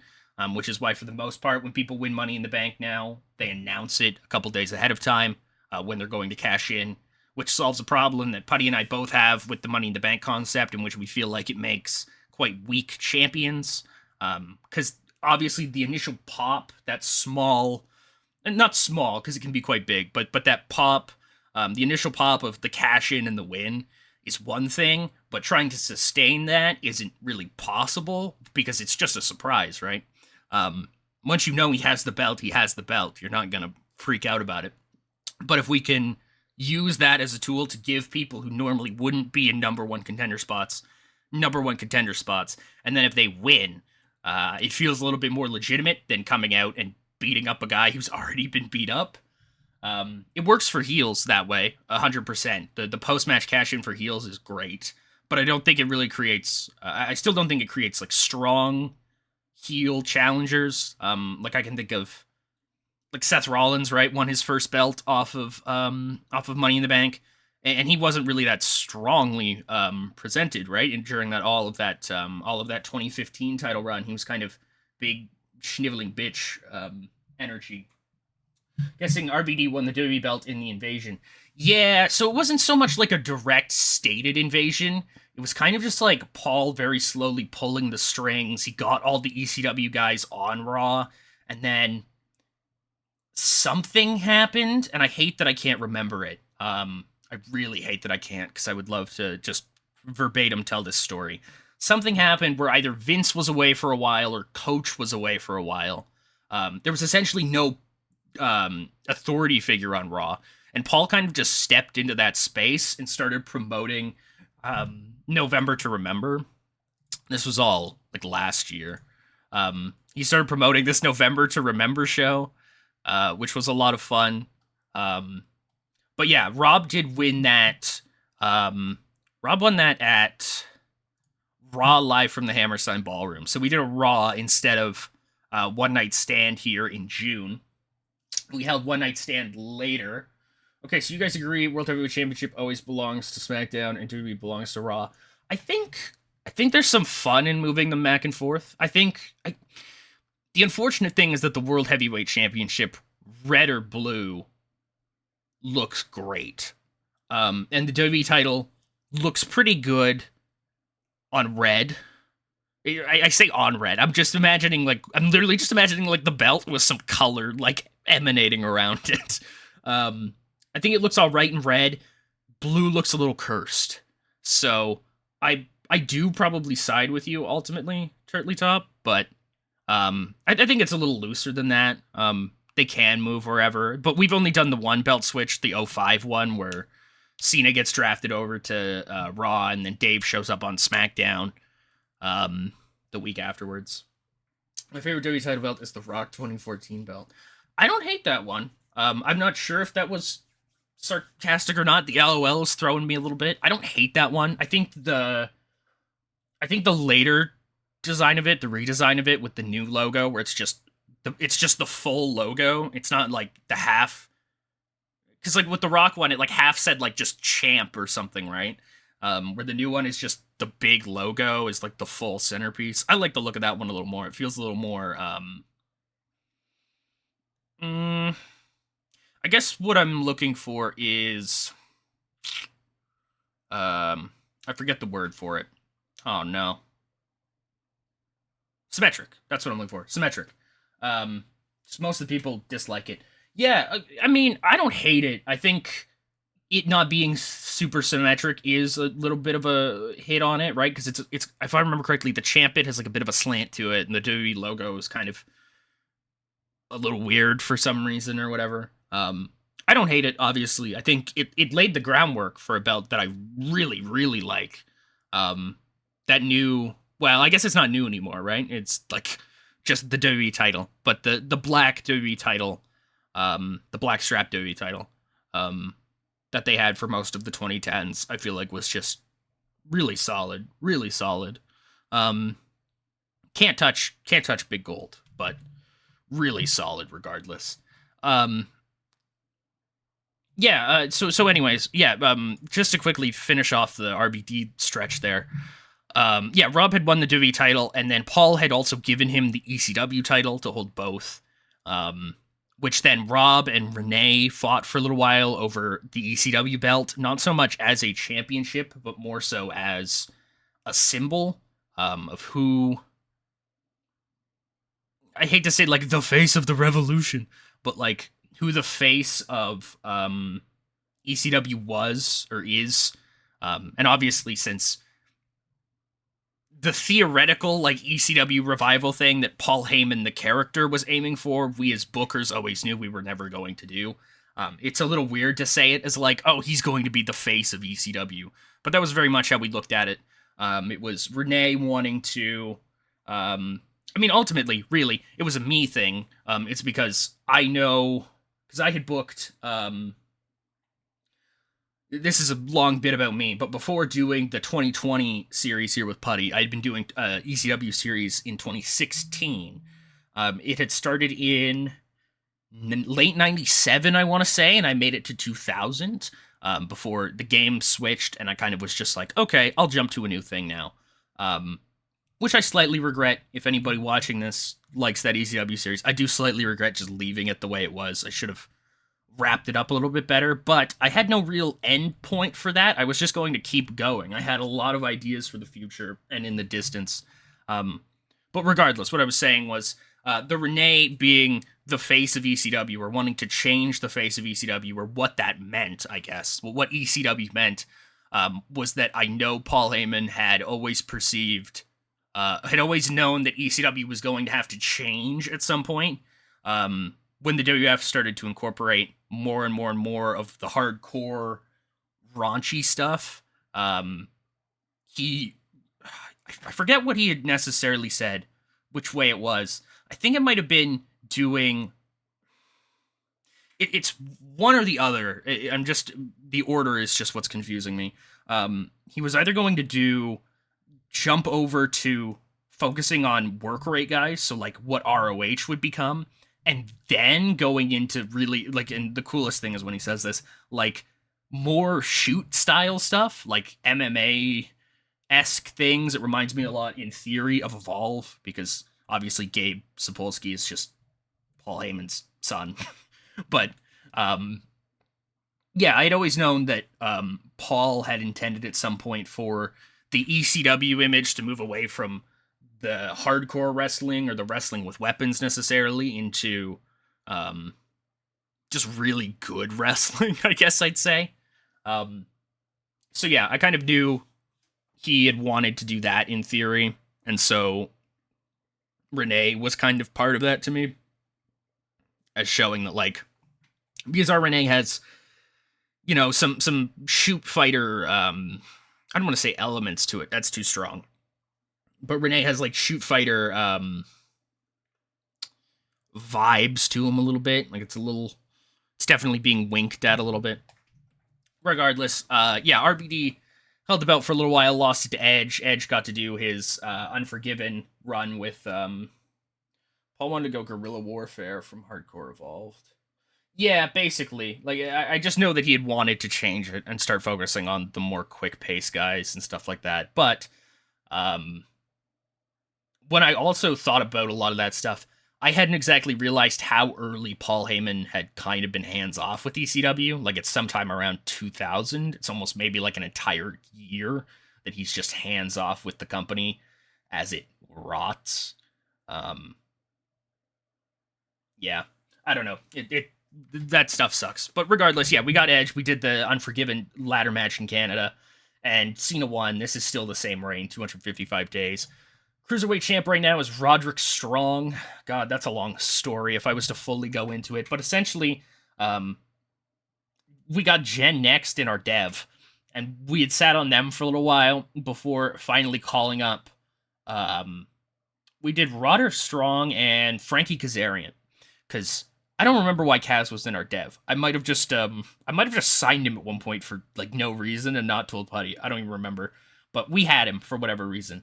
And so we brought those two up, Roddy and Kaz, as Millennium. The idea being that they were like, oh god, I think of like a Techno Team 2000, as terrible as that sounds.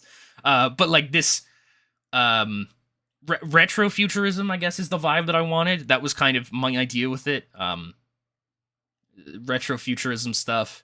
But then Millennium was also just like, they wrestle so differently.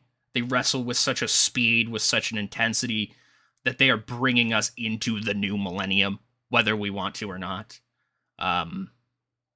and yeah, that was the Millennium thing. They're pushing the cruiserweight division to its limits. They're going even further than we ever thought was possible. Yeah, sans Aries because we don't like Aries. Yeah, we just don't rate Aries like that. Um, Jack Evans is at our dev. He's probably gonna come up at some point soon with Tyson Kidd as part of like, me and Putty discussed this the other day, and I don't want to give away too much, but Hart Dynasty stuff is coming. We might hold out a little bit on David Hart Smith to let Kidd and Evans do a little bit of a fun tag thing for a little bit, and then eventually bring in Hart Smith because David Hart Smith has been kind of late to our dev. He only came a number of months ago, as opposed to Kid's been there since quite literally like the start of the save when we signed Natalia for the initial Nat Hart stuff. We signed Kidd as well because we knew we wanted him down the line. But regardless, with the Cruiserweight title, Gregory Helms did his like year-long absolute killer run, which was great. Chavo finally beat him for that. Sabu beat Chavo. I can show you like some of the matches here if you want. Unfortunately, that is a lot of the Cruiserweight division, right? Like it doesn't always necessarily translate to me telling it because it's sometimes just about, holy shit, Sabu defeated Chavo in Extreme Rules match. Sabu and Ray fought each other. The Cruiserweight Elimination Chamber sounds based. Chavo, Sabu, and had tables. Chavo Jeff, Chavo Greg. I mean, ignore Scotty Taylor, but whatever. R-Truth in there. At Mania, we had Helms during his big ass reign beat Liger. So yeah, there's been a lot of fun with the Cruiserweight title stuff. Who's Miggy Rojo? That is the Amazing Red. Yeah, Jonathan, I mean, listen, I get what Putty is on about with Sabu's run being done. I do, but good God, he was so good. Like, he is still so good. Like, I understand that we're going to be moving on from him. We pretty much are already. He doesn't really work all that much anymore. But yeah, like, he was great at this. Miggy Rojo was the Amazing Red. He came in with Elix Skipper. Because we, at one point, oh man, I have to open this can of worms. We, at one point, had the WWE Cruiserweight Tag Team titles, unironically. We brought these back because we like the idea, and we've done this over the past, this has been done, actually. We're, like, in the post of this now. But it was always our idea that London and Kendrick would very much dominate the Cruiserweight Tag Teams, before eventually getting to the point where they unified with the WWE tag team belts, which we did. It was the Bashams, I think. Yeah, it was the Bashams. And then we combined both, and basically the Cruiserweight tag team titles, they hung around for a little while, but they eventually have just died out here. The idea being, we don't need to separate that by weight class anymore. The Cruiserweight tag team wrestlers, can absolutely hang with the heavyweight tag team wrestlers. And so we don't really need another division within the division. But it was a lot of fun. Skipper and Rojo, Elix Skipper and the Amazing Red were brought in to just help supplement that. They were definitely champs, I think, even for a little bit. It was a lot of fun. You can right-click the search if you just click the search button. Oh, good to know. Shortcut, you can reset the search if you right-click the search button. Wow! That's fantastic. Thank you for that, actually. That's very good to know. I wish that was said anywhere. Or alerted at all. But yeah, you can quickly take a look at that there. We went Funaki and Shannon Moore to like the FBI, London and Kendrick. And I think Kendrick got popped for drugs or something somewhere around here. We went into the pit bulls quickly. Skipper and Rojo. FBI again. Courageous and Shannon Moore, a little bit of a 3-count thing. Not as 3-count. They were just, I think they were actually under Paul Burchill, Captain Paul Burchill. They were his like, they were his crew, I guess, essentially. Then back to Skipper and Rojo, and then we did the big banger with London and Kendrick, with Skipper and Rojo, and yeah, they held those belts for like ages. Quickly jumping back to the real belts, as I said, Elijah's on here. You can look at the history of it if you'd like. It's been around. I'll say that. We've done a lot of back and forth stuff. I think mainly the last thing that we did, was this toss between Lashley, where Lashley lost it back to Renee. Renee had a really impressive run, like the year prior, before Lashley once again beat him and took the belt. Before Elijah came in and beat him. Elijah's quite good in this data. I think that's all I've got to say about the IC belt. It's kind of just been. There's some fun things in here, like Coachman winning it for a minute and then getting beaten up by Tajiri. But yeah. Do you have Mr. 5150? Oh, do I know who that is? I want to say I do, but I don't want to get it wrong. So please absolutely state who you're talking about. Here are Rumble winners, by the way, if you want to look at those. Eddie won it because I think we would have absolutely done the Benoit win, but Benoit got hurt, and I remember this because Benoit was completely off Mania and everything like that. That's why if you go back up to the World Heavyweight title, we have the Eddie Guerrero. We have Eddie Guerrero here, obviously. Where is that? Down here, actually. Eddie Guerrero beat Triple H into Chris Benoit because we wanted that Benoit title reign still, but Benoit had gotten hurt just before the Rumble and couldn't do it. And then if you go over the WWE title really quick, the knockoff effect on that was Ray getting a run in 2004, beating Kurt Angle. Homicide? No, we don't have Homicide. I would love to have, like, LAX, like, just legitimately. I would just love to have them. But the tough thing about this save has been the self-restriction and trying to keep things. I say trying because obviously Roderick Strong is the Cruiserweight champion in 2007. Like, what the fuck are we talking about? But trying to keep some semblance of, like, maybe they wouldn't hire these guys or maybe they'd think some type of way with these things. We don't have Benoit. Benoit went over to Japan, and we're not touching him. The events are not happening because he's over in Japan, and that's where we are with it. There were different periods where we were going to, like, we would have just killed him off wherever he was. But yeah, he's not been here for at least a year, I want to say. He's been in Japan. Yeah.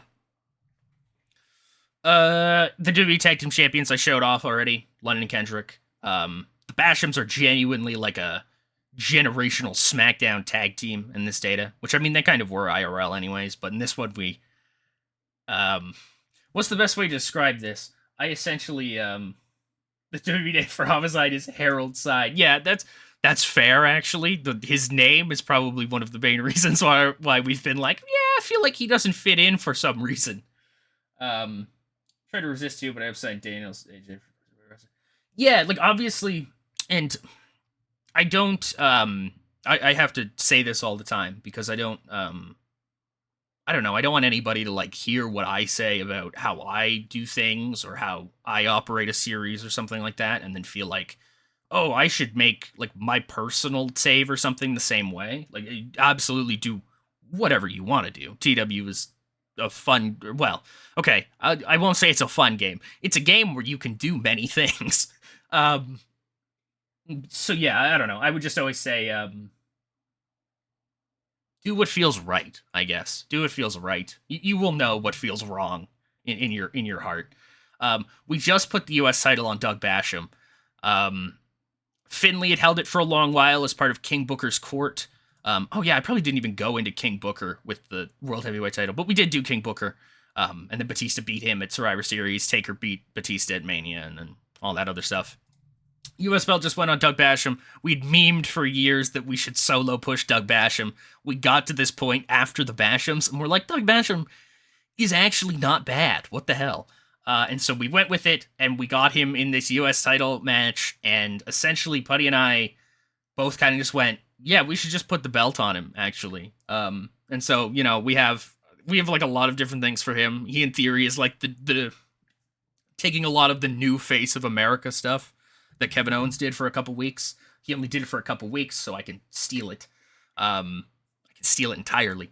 But he's coming out to like living in America, and he's got like, I don't know, America trunks and stuff like that. He's the defender of the United States. But yeah, he just beat MVP for that because we're looking to move MVP up to become basically the primary heel of SmackDown. The women's belt is currently on Melina. Melina has really knocked our socks off, let's be honest. I didn't expect Melina to be anything, and she's like over and good, which is absurd. But yeah, the women's division, you can see the names that are on here. We've mostly kept it to the contingent of women that, you would kind of think can work a little bit. The Tori Wilson one is a little bit different because Tori was like a long-term series spanning thing. Please ignore that gimmick, by the way. That's a putty thing. She was initially, I think, just like the cruiserweight GM, and then eventually moved her way into being the entire SmackDown GM. And we played it very straight as well. Like, no shenanigans with it. No, I don't know. I feel like, you could do like, oh, she's an attractive woman of power. She's going to abuse that position and stuff like that. We didn't do any of that. We just wanted, I wanted to just do her as a GM character because I saw the vision. I saw her in like a suit or something. And I was like, oh my God, that's what I need in my life. I imagine that's what most people need in their life, to be honest. But, yeah, she had been like a long-term thing, and she's not a good wrestler, but she was super over. He still is super over. And it was mostly, just off talking and stuff like that. Like, she was Chris Jericho's GM for a little while. Sable has been gone for a long, long time. So much that I would have even said, like, oh, we never had Sable, but we did, because she starts in this data. Brock left after Mania 20, so the very first Mania we ran, a couple weeks in. I'll quickly show off this New Japan stuff, because it's pretty base. They've got, like, Booker over here in New Japan, which, like, sounds lit as hell.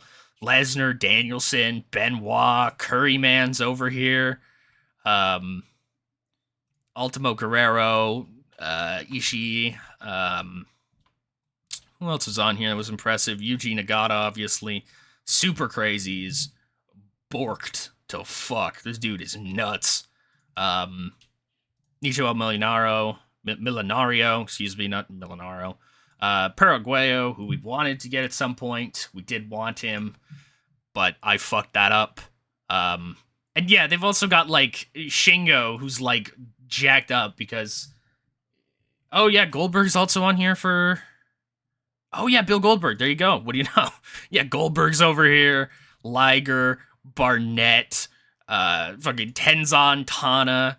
And then, like, there's the stupid shit as well, because... And I have to say this, it is stupid quite genuinely, because look at him. He's ridiculous, and he's 25 2 years in.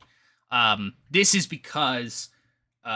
Super Crazy Bob's main event level. Fuck yeah, I know, right? The fucking New Japan's crazy, dude. New Japan's fucking crazy. I don't even question it anymore.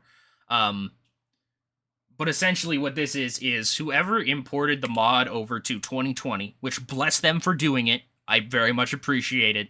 We would not be doing this, obviously, if not for somebody porting over a version of this mod for 2020. Because I think even the version that Idolized, I believe, is the one who made this data originally for 2013, and it's just kind of been brought up every single time. I think he was working on, what the hell's the word I'm looking for? He was working on a 2020 version, excuse me, but there's been no, like, progress made on that, or maybe there has been progress and it just has been super slow, or maybe it's done and I'm just totally wrong. But either which way, we had started that before we even started working on it, so we have this version of the data from another guy who had done a lot of work to try to get it up to 2020 standard, and it has worked pretty well so far. The only thing I disagree with is he ported in people from, like, very clearly some, like, 2021 real world mod or something, which is why 25-year-old Naito with 1 year of experience is just crazy. Like, look at this shit. Like, this doesn't make any sense for a 25-year-old Naito in 2007. It doesn't. It's straight up because these are stats probably just from him in somebody's 2021 mod or whatever. So I don't love that, but It's been fine. We just avoid those people. Omega, good ass question. He is in IPW UK, everybody. Wow. Wow, look at all those. Hade Vanson, that's a name. That's a guy. I should talk to Putty about this actually at some point. Unironically. What is this? Oh, okay, I don't care about any of this. Who the hell is Coral? Yeah, I don't know you. Is this all just in here because I have Tommy End set as like, oh my god. Oh no, that's actually really bad. That's actually really bad. I have to send this to Buddy right now. Oh god. Oh no. Oh god. Oh no. What the fuck? What the fuck? Good god. Good god, I can't believe that's a thing. That's crazy. Anyways, yeah, Renee broke his ribs and Shelly blew her fucking eardrum out. Everybody's getting hurt for some reason. Poor TJ. Yeah, it's because TJ. What's that one Total Divas clip where Natalia comes in like half dressed and he's like, "The fuck out of the way! I'm watching Danielson." Fucking the man. Yeah, was there anything else anybody wanted me to go over with the save stuff? I'll read this out. That's why I love this series. I don't want to put down any other series, but I feel like way too often I try to work with the game mechanics when in reality the game is a medium to tell a story. Yeah, and obviously there's a lot of different ways of doing that. Like if you're playing the Seaverse, game the hell out of this game, in my opinion. I think I had a conversation with Putty the other day, because we're both running like different Seaverse saves and stuff like that in the background. Which I'll probably eventually show off the Burning Hammer one someday down the line. But regardless, yeah, he was very shocked that I was very gamey, and I'm like, dude, it's the Seaverse. Like, this is just the video game. I don't have, like, I can't depend on, like, my thoughts. Do you have that Jobber Kid Okada shortlisted? He doesn't have a future. Yeah, I mean, I agree, but I'm not even sure if Okada is here yet. Oh, he is. He's just unemployed. He also doesn't look that borked. Like, I think maybe this could be from the real mod, but this stuff all seems very high. Yeah, I don't know. A lot of this feels very high for somebody just coming in. I don't have him shortlisted. The people that I have shortlisted, I'll show this because why not? My shortlist is entirely people who will eventually work for us, or yeah, like some people who down the road work for us at different points. And people Putty has asked me to, so like this guy. But yeah, like Tozawa, Kong, this is Mystico. Ares is in here because even though we don't like him and we'll never sign him, he did work for us at some point, so I want to keep tabs. The 0405 run is better because you guys mixed goofy and serious stuff better back then. Yeah, that could be fair. That could be 1,000% fair. I think to a certain degree, I've gotten a little more serious with it as well. Like I think we've dropped a lot of the really outlandish comedy stuff. I like to think we're still funny, but the humor is less the things that are occurring on the screen and more so just the things that we say or the references we make while booking those things. But yeah, this list is fucking long at this point. But yeah, there's a ton of people in here. You probably recognize some of these names. Maybe not others. But yeah, very much people who have worked for us or will work for us. Just people who will work for us, including fucking Ultimate Warrior for some reason I decided. But yeah, to people who would work for us at some point in the future. Yeah. We have a fair amount of these guys now, though. Like Sting. ACH, Triple H's favorite. Yeah, I mean, I won't even talk about that, alright? I'm a white guy. I won't say anything about that. If ACH felt a certain way, he should be allowed to feel a certain way. I'll say that. I think 2005 onwards way better in this save. The first year could be rough at times, like Doink and the Weather Wizards. Yeah. I mean, okay. Yeah, I would probably tend to agree with Carlton. Unfortunately, I definitely like where we. I mean, I like everything that we've done, really. But there's definitely Doink, the Weather Wizards, the Dick Master. All of those things are like just so out there. Um, it's very hard to even remember that they are in the same universe, right? Like it's like it feels like a different series sometimes. I thought you'd have CM Punk. Well, we would have, but I think he went to TNA, and I forget what he did. Oh, maybe we just missed out on him. I don't exactly remember what it was, but either way, he's got this deal with TNA.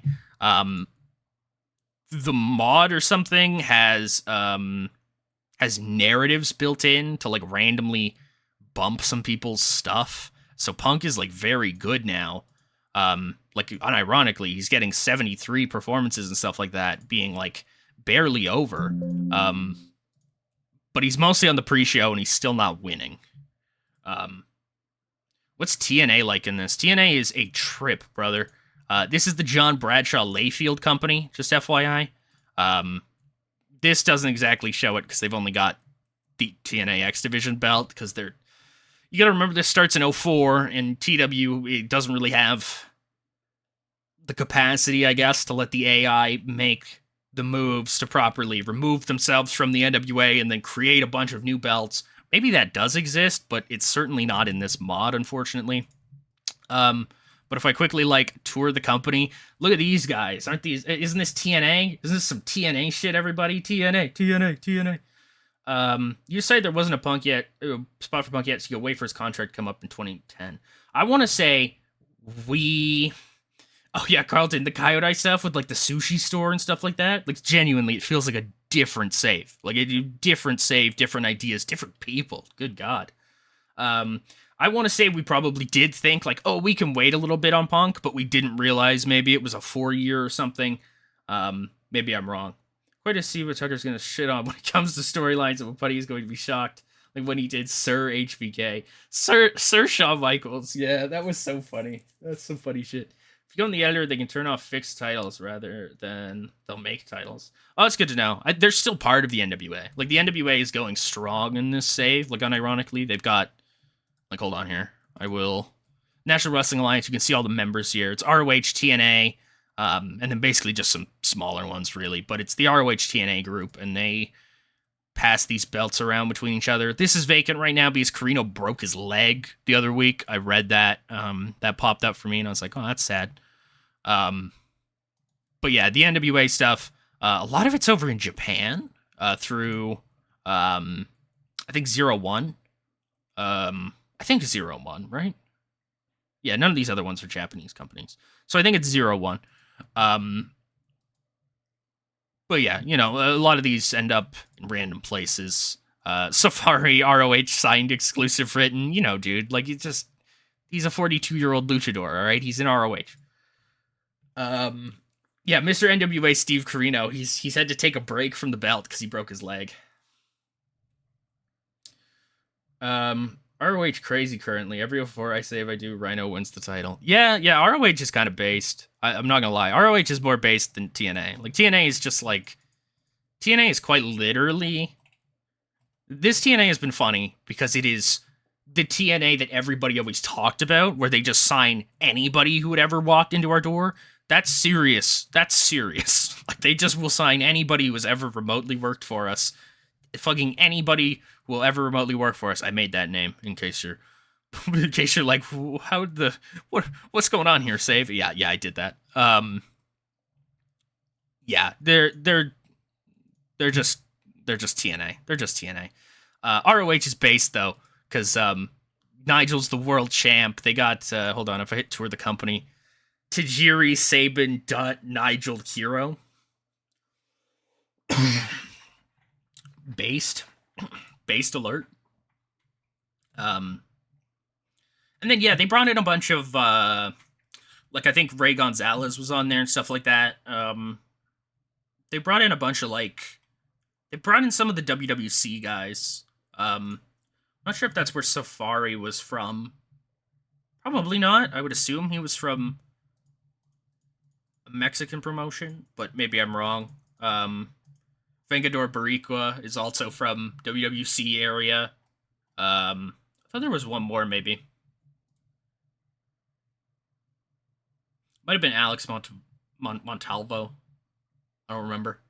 Um, but yeah, they've definitely. Oh, Diabolico Satanico as well. Like, just straight up, like. I don't know. Maybe he was in ROH since the start. I don't remember. Diabolico definitely wasn't. Yeah, he was in WWC. Here for the future, Hero could be in the Wyatt family. I don't hate that. I mean, I would obviously want Hero doing Chris Hero things, but that adds a lot to that group. Him and Brody Lee kind of sort of makes me a little hard. I won't lie. Can't believe I just said that, but yeah, Brody Lee and Chris Hero as a team. That sounds heat.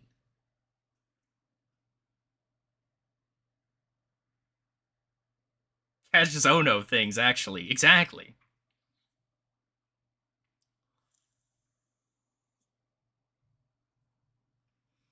Um, yeah, I don't know.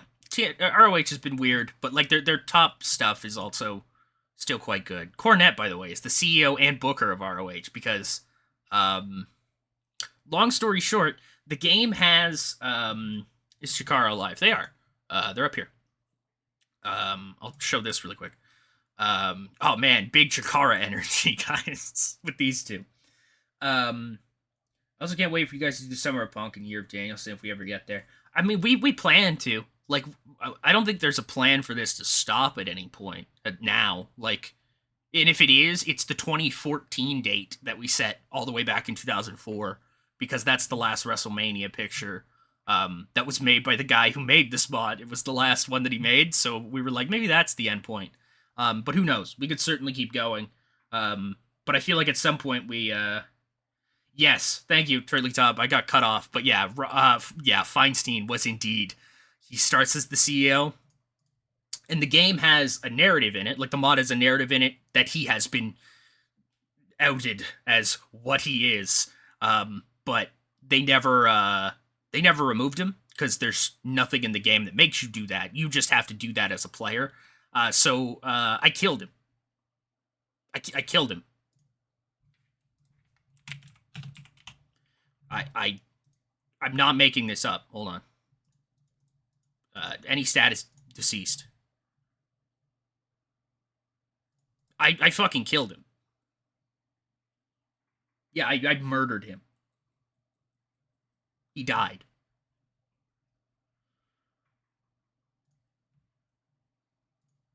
That's it. That's all I have to say about that. Just he died. I killed him. So yeah, it's Jim Cornette's promotion now.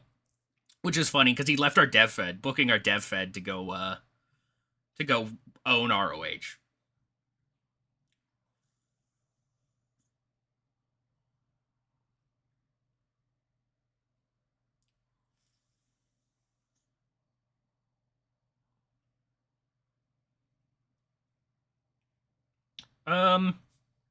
Yeah, I mean this has been fun. I didn't think I'd stick around for like 40 minutes. Does anybody have anything else they want to ask or want to hear me ramble about or anything like that? Summer of Punk stuff will be a lot of fun. If I can keep the energy I have this year, would you like to explain Fox Wrestling? I certainly can. If I still have the same energy right now that I do in whenever we get CM Punk, it's gonna be so fucking funny because I will be talking about CM Punk as CM Punk, and when we come to that bridge, you will know what I'm talking about. Fuck the Fed. Fuck them. Even though we are them. Fuck them. Yeah, Fox Wrestling. Fox Wrestling is a crazy thing. Eric Bischoff's company, Fox Wrestling, they basically immediately lost their major TV deal. So nobody's watching this shit. Like, yeah, they're getting like just over 1,000 viewers for a fucking TV here. And it's all on like local Canada TV. Oh no, I'm sorry. It's 700 viewers. I thought it was 703 and the 3. Now that's just straight 700. It's only available in the Midwest of Canada on local TV. Fox Wrestling, ladies and gentlemen. They don't have any belts either, which I think is hilarious. It feels very like Fox News, Eric Bischoff, Vince Russo to be like, we don't need any belts. That's silly shit. People are just fighting over personal issues and pride or some bullshit. Yeah, I mean, they continue to somehow make some money all the time. But they can't get a TV deal for a while now, I don't think still. Like, when did they come in? They came in probably in 06 or something? Yeah, 06 year. When did they lose that TV deal? Right there. How many did they even do? Dude, they were on ABC as Fox Wrestling. That's crazy. Okay, they did at least 2, 3. They got to a pay-per-view show. 4, 5. They did 6 shows and then they were off, and it's just immediately like nobody is watching this. But yeah, I mean, I can show you that quickly. It's like literally just Ultimo and then some guys. They main event every fucking show for some reason with like the same match. It's always Al Snow and Bronco 3 fighting somebody, and I don't know. Like, even on the pay-per-views, it's Al Snow and Bronco 3. I don't know, dog. Like, it's just what they do, apparently. Yeah. Yeah. That's Fox Wrestling. Fox Wrestling is fucking crazy. Also, that's where the Heartbreakers ended up, if anybody wants to know where those boys ended up. One last question. Was Punk a dishonest person during the promos he cut recently? Oh, jeez. That's tough to say, obviously. I'm not him. I'm not him, and I don't know genuinely what he thinks. I will say this. As somebody who liked that guy a lot, as like a kid, like growing up, I'm 22, if you want to put that into perspective of how old I'd be when and stuff like that. But growing up, watching him and stuff like that, I certainly feel like with the WWE promos I've seen thus far, a certain fire is gone. I think definitely somebody needs to make him mad, like now, hopefully. It's hard to say. It's if he was being truthful in his WWE promos, he was being dishonest for a long time before that. And I think to me that's probably worse. Because it means, like, I don't know how long this dude has just been saying anything for money. And I get it. They're wrestlers. They're fucking carnies. It's what they do, right? They sell you fake emotion. So you'll come and you'll pay and you'll see. But I don't know. It's tough with him because it's unfortunate I say this. I'm gonna sound like a big fucking dirty ass mark here, like absolutely dirty as fuck. But he felt real for the longest time. Like, even if you knew, even in AEW, when you knew he wasn't actually like a real fighter or something, which I don't think anybody ever really thought he was a real fighter anyways, but UFC certainly proved he wasn't. But he felt real. Like, the things he said were genuine. Like, it was not just a pro wrestling character, right? It was a guy, it was him. Like I don't know. It's tough. I more so than saying whether or not I think any of the WWE promos are honest or dishonest, I would say I just think they're not very good. Your thoughts on this stable? Maria, MJF, Daichi Hashimoto, Matt Riddle, Ray Phoenix. I mean, that's a crazy collection of people. Like, that sounds kind of based, I won't lie. Yeah. That sounds pretty based. But yeah, that's where I'd lie with a lot of the Punk stuff. And it's hard, because I get, I don't want to say, like, I get emotional. It makes it sound like I'm crying about it. But, like, I get, I react emotionally, I guess I should say, to certain things like that, because he mattered. He mattered. And I'm not exactly sure. I mean, he definitely still matters. Don't get me fucking wrong, I guess. I should stop myself before I say something ridiculous. Um, but to me, at least, that connection as a fan that made him very magnetizing was the fact that he called it how it was. And he wasn't going to lie to me. And he wasn't going to lie to me. Tony has to be something to make Punk come back to the company he always hated. I think he hates AEW now more than the E. Yeah, I could absolutely see that. I mean, I think... And it's tough, too, because, I mean, a lot of people are going to go different ways with this. And I am a little bit definitely like a champion of the AEW company, right? Even when they're fucking around, and they've certainly got it together these past couple weeks, and I'm always critical of AEW. I always am, because I believe it could be more, right? Like, I think the WWE is the WWE. I kind of, hey, Gunther's on there, that's based, hell yeah, that's the good stuff. But I really have no faith in them actively making things way better. Where the AEW product could easily be way better. You know what I mean? Like, you could do so many different things that would make it better. Yeah, to make Punk come back to the company. Yeah, I definitely hear you there. I think the mistake was not putting the fist down or the foot down, I guess, when the brawl out stuff happened. The brawl out stuff, and more specifically his interview. The most egregious thing to me still was him saying about Hangman Page, who he had just beaten that night for the world championship of the company he was currently in. He had said about him, he has never done shit in this business, which... Whoa, like, I would have been like, get the fuck off my stage right now, dude. What the hell are you talking about? I think Tony Khan, just to sit there while he said those things about the company, not even just specifically like the EVPs or something like that, because whatever. I mean, they've clearly given up too, right? Like, where the fuck are Omega and the Bucks? Like, they do not give a fuck anymore. So clearly they weren't the Saints that everybody thought they were. But I still think, like, you can't bury the whole company.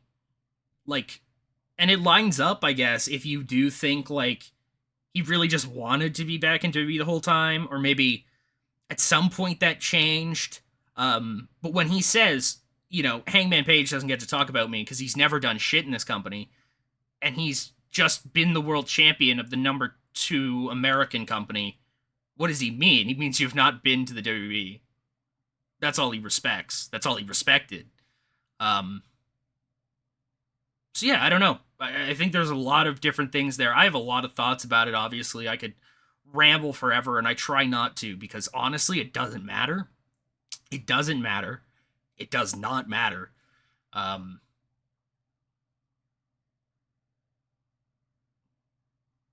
I don't know. It's a messy thing. I think Tony should have stepped in sooner, like a trillion times. There are a trillion times where he could have stepped in sooner. I think CM Punk, to a certain degree, has... I think CM Punk, to a certain degree, has a very fragile ego.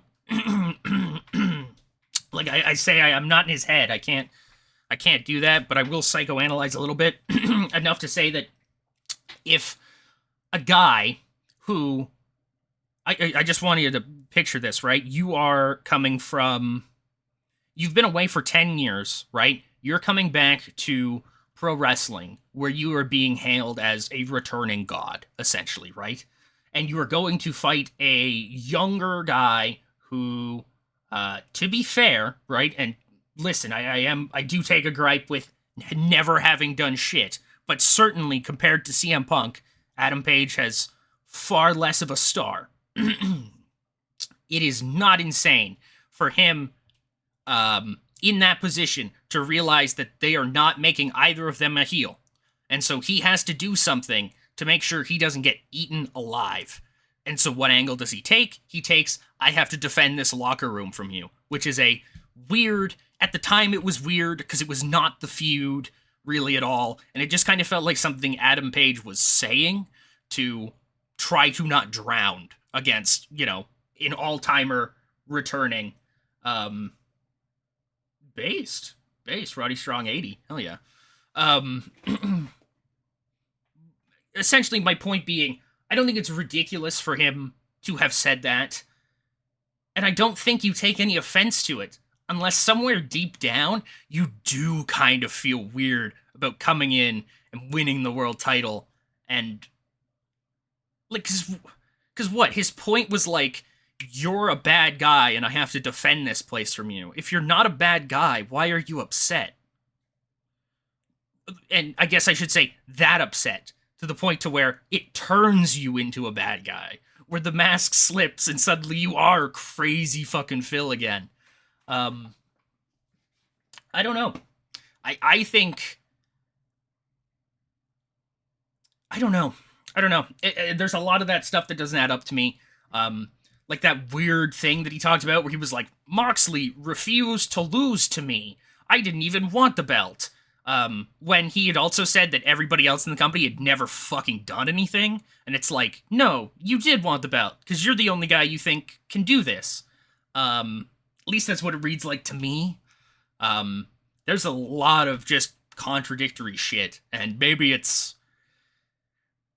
he just always wanted to go back to the WWE. I don't know. Maybe this was just, maybe he'd get in shape doing AEW, and then he'd find a way to cut and run.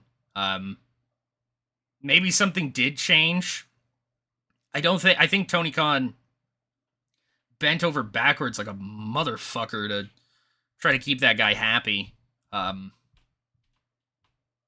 he didn't handle it in the best way he could, obviously. Like, I would go a lot more on him, right? Like I would put more onto Punk and say, like, you cannot act like this because you are such a star. You are such a revered figure. I can't have you doing this because you shouldn't be doing this, dude. Like, you're bigger than this. You don't need to be upset about what the fuck Adam Page says about you. And it's unfortunate that I have to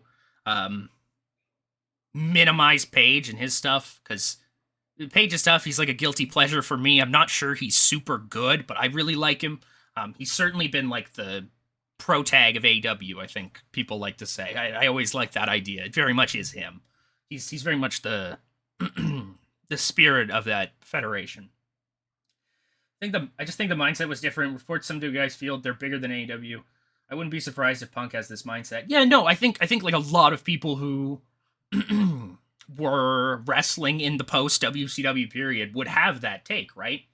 Like, spin Chris Jericho at the beginning, and also retired at the top of the AEW roster and go back to WWE for Hall of Fame introduction. Yeah, and the only reason why he's not in WWE is because Vince told him that one WrestleMania match sucked and that Chris was getting old and lame, right? Which, fucking crazy ass, call me, like, insane, but shit, was Vince not right? Like, yeah, like, I agree with that, Carlton. I agree with the optics of that. He knows that place, he knows that AEW needs him. They need his name. They need to keep him around, and keep him on TV and wrestling, even when it is not in their interest to do that. He is not. My immediate thing would just be like, if Chris Jericho, if we're using him for his name and to like get viewers, where the fuck are the viewers? Like, it's because Chris Jericho doesn't matter. Like, not really. Like, not in the sense that like some guys do. Not in the sense of like a Punk does. Jericho's easy for me to shit on though, because like I disagree with him on like everything. Like, I think he's a bad wrestler. He's hung around too long. He's taking spots. I disagree with him politically, which, hey, listen, all right, I don't love to make that like a measuring stick of certain things, because I certainly can block that out, right? If I really have to. But that being what it is, obviously, affects my perception of him a little bit. Yeah, I don't know. It's tough. It's tough. I just think, like, I think Meltzer said that too, right? Where he's like, I can't blame the people who came after WCW. Jericho's become late WCW Hulk Hogan, some kind of star he despised. Yeah, I mean, okay. To Jericho's credit, right? He's not around the world belt, which Hogan still very much was, even at the very end, right? He got when Russo shot on him and basically told him to not come back. He was in like a world title match that night. Jericho, to be fair, hasn't been around the world title for quite a while. We should still not be like using him or booking things around him. So I think that might be the slightest bit of a stretch, but I definitely get the vibes. I understand what that comparison is. I wonder if there's like a tighter one somewhere, like a stronger comparison where you can like 1-to-1 be like, that's exactly what's going on here. But yeah, I don't know. I definitely agree with that. I think he tweeted out the other day too, wasn't he? Like, it was like John yeah, somebody tweeted out like John Moxley gets so much like excess hate from like random fucking people, and that's true. Moxley gets a lot of shit for what he blades a lot. Okay, that's very funny. I guess I don't know. Like congrats. Um. But yeah, they were like, oh, nobody gets as much hate as Moxley. And Jericho's like, oh, I do. I get so much unwarranted hate. I can't explain any of the hate towards me. I don't know why he's Kermit the Frog. But yeah. Yeah, I don't know. It's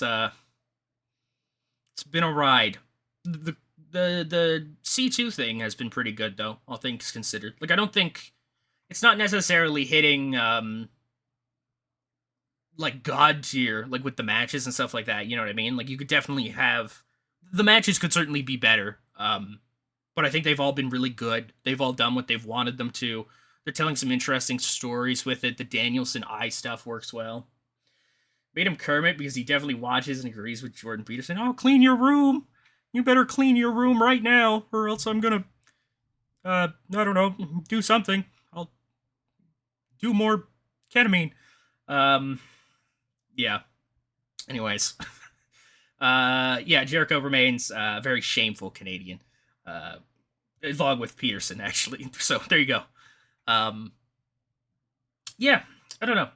I may take off if that's it. I'll ask one more time for any questions or things to talk about, but that's my stance on it. I like how I rambled for like 30 minutes about Punk while being like, it doesn't really matter, guys. It just doesn't matter that much.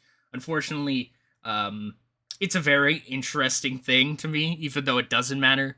And it's probably just because I grew up on like him being the top guy in the WWE, right? Like I was only watching wrestling maybe 5 months before the pipe bomb happens. So like this dude was oh, and even then I liked him before I was watching wrestling cuz I was playing SVR 09 before I was even watching wrestling. I was just playing it. Somebody got it for me for Christmas or something. And I was like, "Yo, this CM Punk guy doesn't do drugs. I like him," which is very funny. Like as a kid, I was like, "Oh man, he doesn't do drugs. Hell yeah." And now I'm quite the stoner. Quite.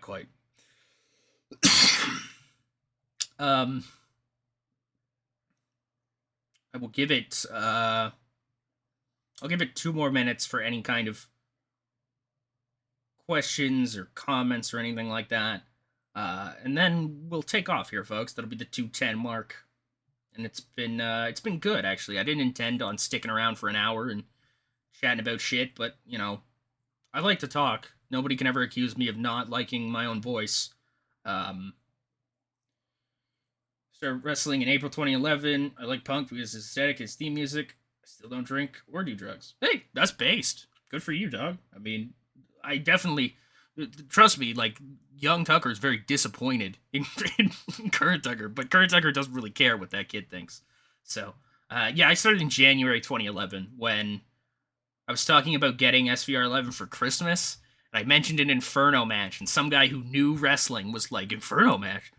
Wrestling? And I was like, yeah. And he was like, do you watch wrestling? And I was like, how do I watch wrestling? And he was like, on the TV. there's a SmackDown tonight. And I was like, what the fuck? Because I assumed it was like UFC or something, where it was mostly pay-per-views, or like entirely pay-gated or something like that. Maybe at the end of the day, Punk will finally get his wish. Main event, buy one, get one.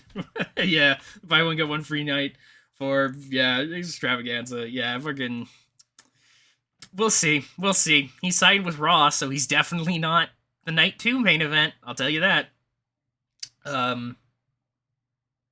Oh, and the last thing I will say before I get out of here, because I will get out of here, I am starting to lose my voice a little bit, which isn't fun. But the last thing I will say is the bidding war, that the bidding war for Tyler Black coming up. Oh boy. Yeah. He can stay over there. And he will stay over there. And he'll probably somebody tweeted this, but yeah, it was like he would take less money if they asked him to. He would. He's such a company guy for them. Which, admirable to a certain degree, but you're a company guy for the wrong company. for a company that doesn't necessarily deserve having people stick their necks out for it. But also I just don't think Tyler Black, Seth Rollins is that good, unfortunately. Even pre-injury. I've seen people being like, the knee injury in 2015, that's why he's bad. And it's like, no, he's just always not been very good because he doesn't think about what he's doing. He is a spot monkey. He does not think about why he's doing things in wrestling matches. He just does his moves. He hits his spots and goes home. That's my Seth Rollins take. He's a big spot monkey. Big spot monkey. More so than like the people that get the rap as spot monkeys, like the Bucks or something like that. I think Rollins is worse because at least the Bucks spots are good. It's been great hanging out with y'all.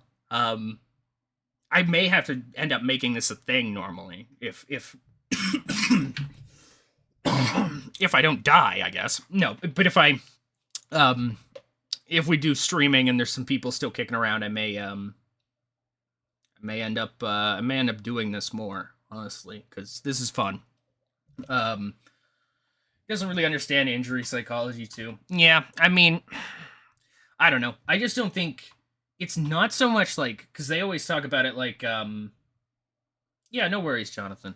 They always talk about like he like slowed down after the knee injury, and like maybe that's true, but like the stuff before like still wasn't super interesting. Like, it wasn't super groundbreaking or anything like that. He was doing like, I don't know, like a suicide dive or something. Like, and then to be fair, they also had him working heel during that run, and WWE's idea of working heel is like, just grab a headlock and fucking forget about working. This is you doing your job. Okay, I am gonna go though now, because I will talk forever if I can. Thank you so much for sticking around. We'll see you guys in the next one. It'll just be Raw and SmackDown. We've got the Bash in, not next week, but the week after. So 2 more sets of TVs, and then we're there. Yeah, we'll catch you around for that. No clue if this will make it on YouTube or not. If it does, please tell me how dumb I am. Tell me how stupid I am and how I don't know anything. That'd be great. Yeah, much love. Peace.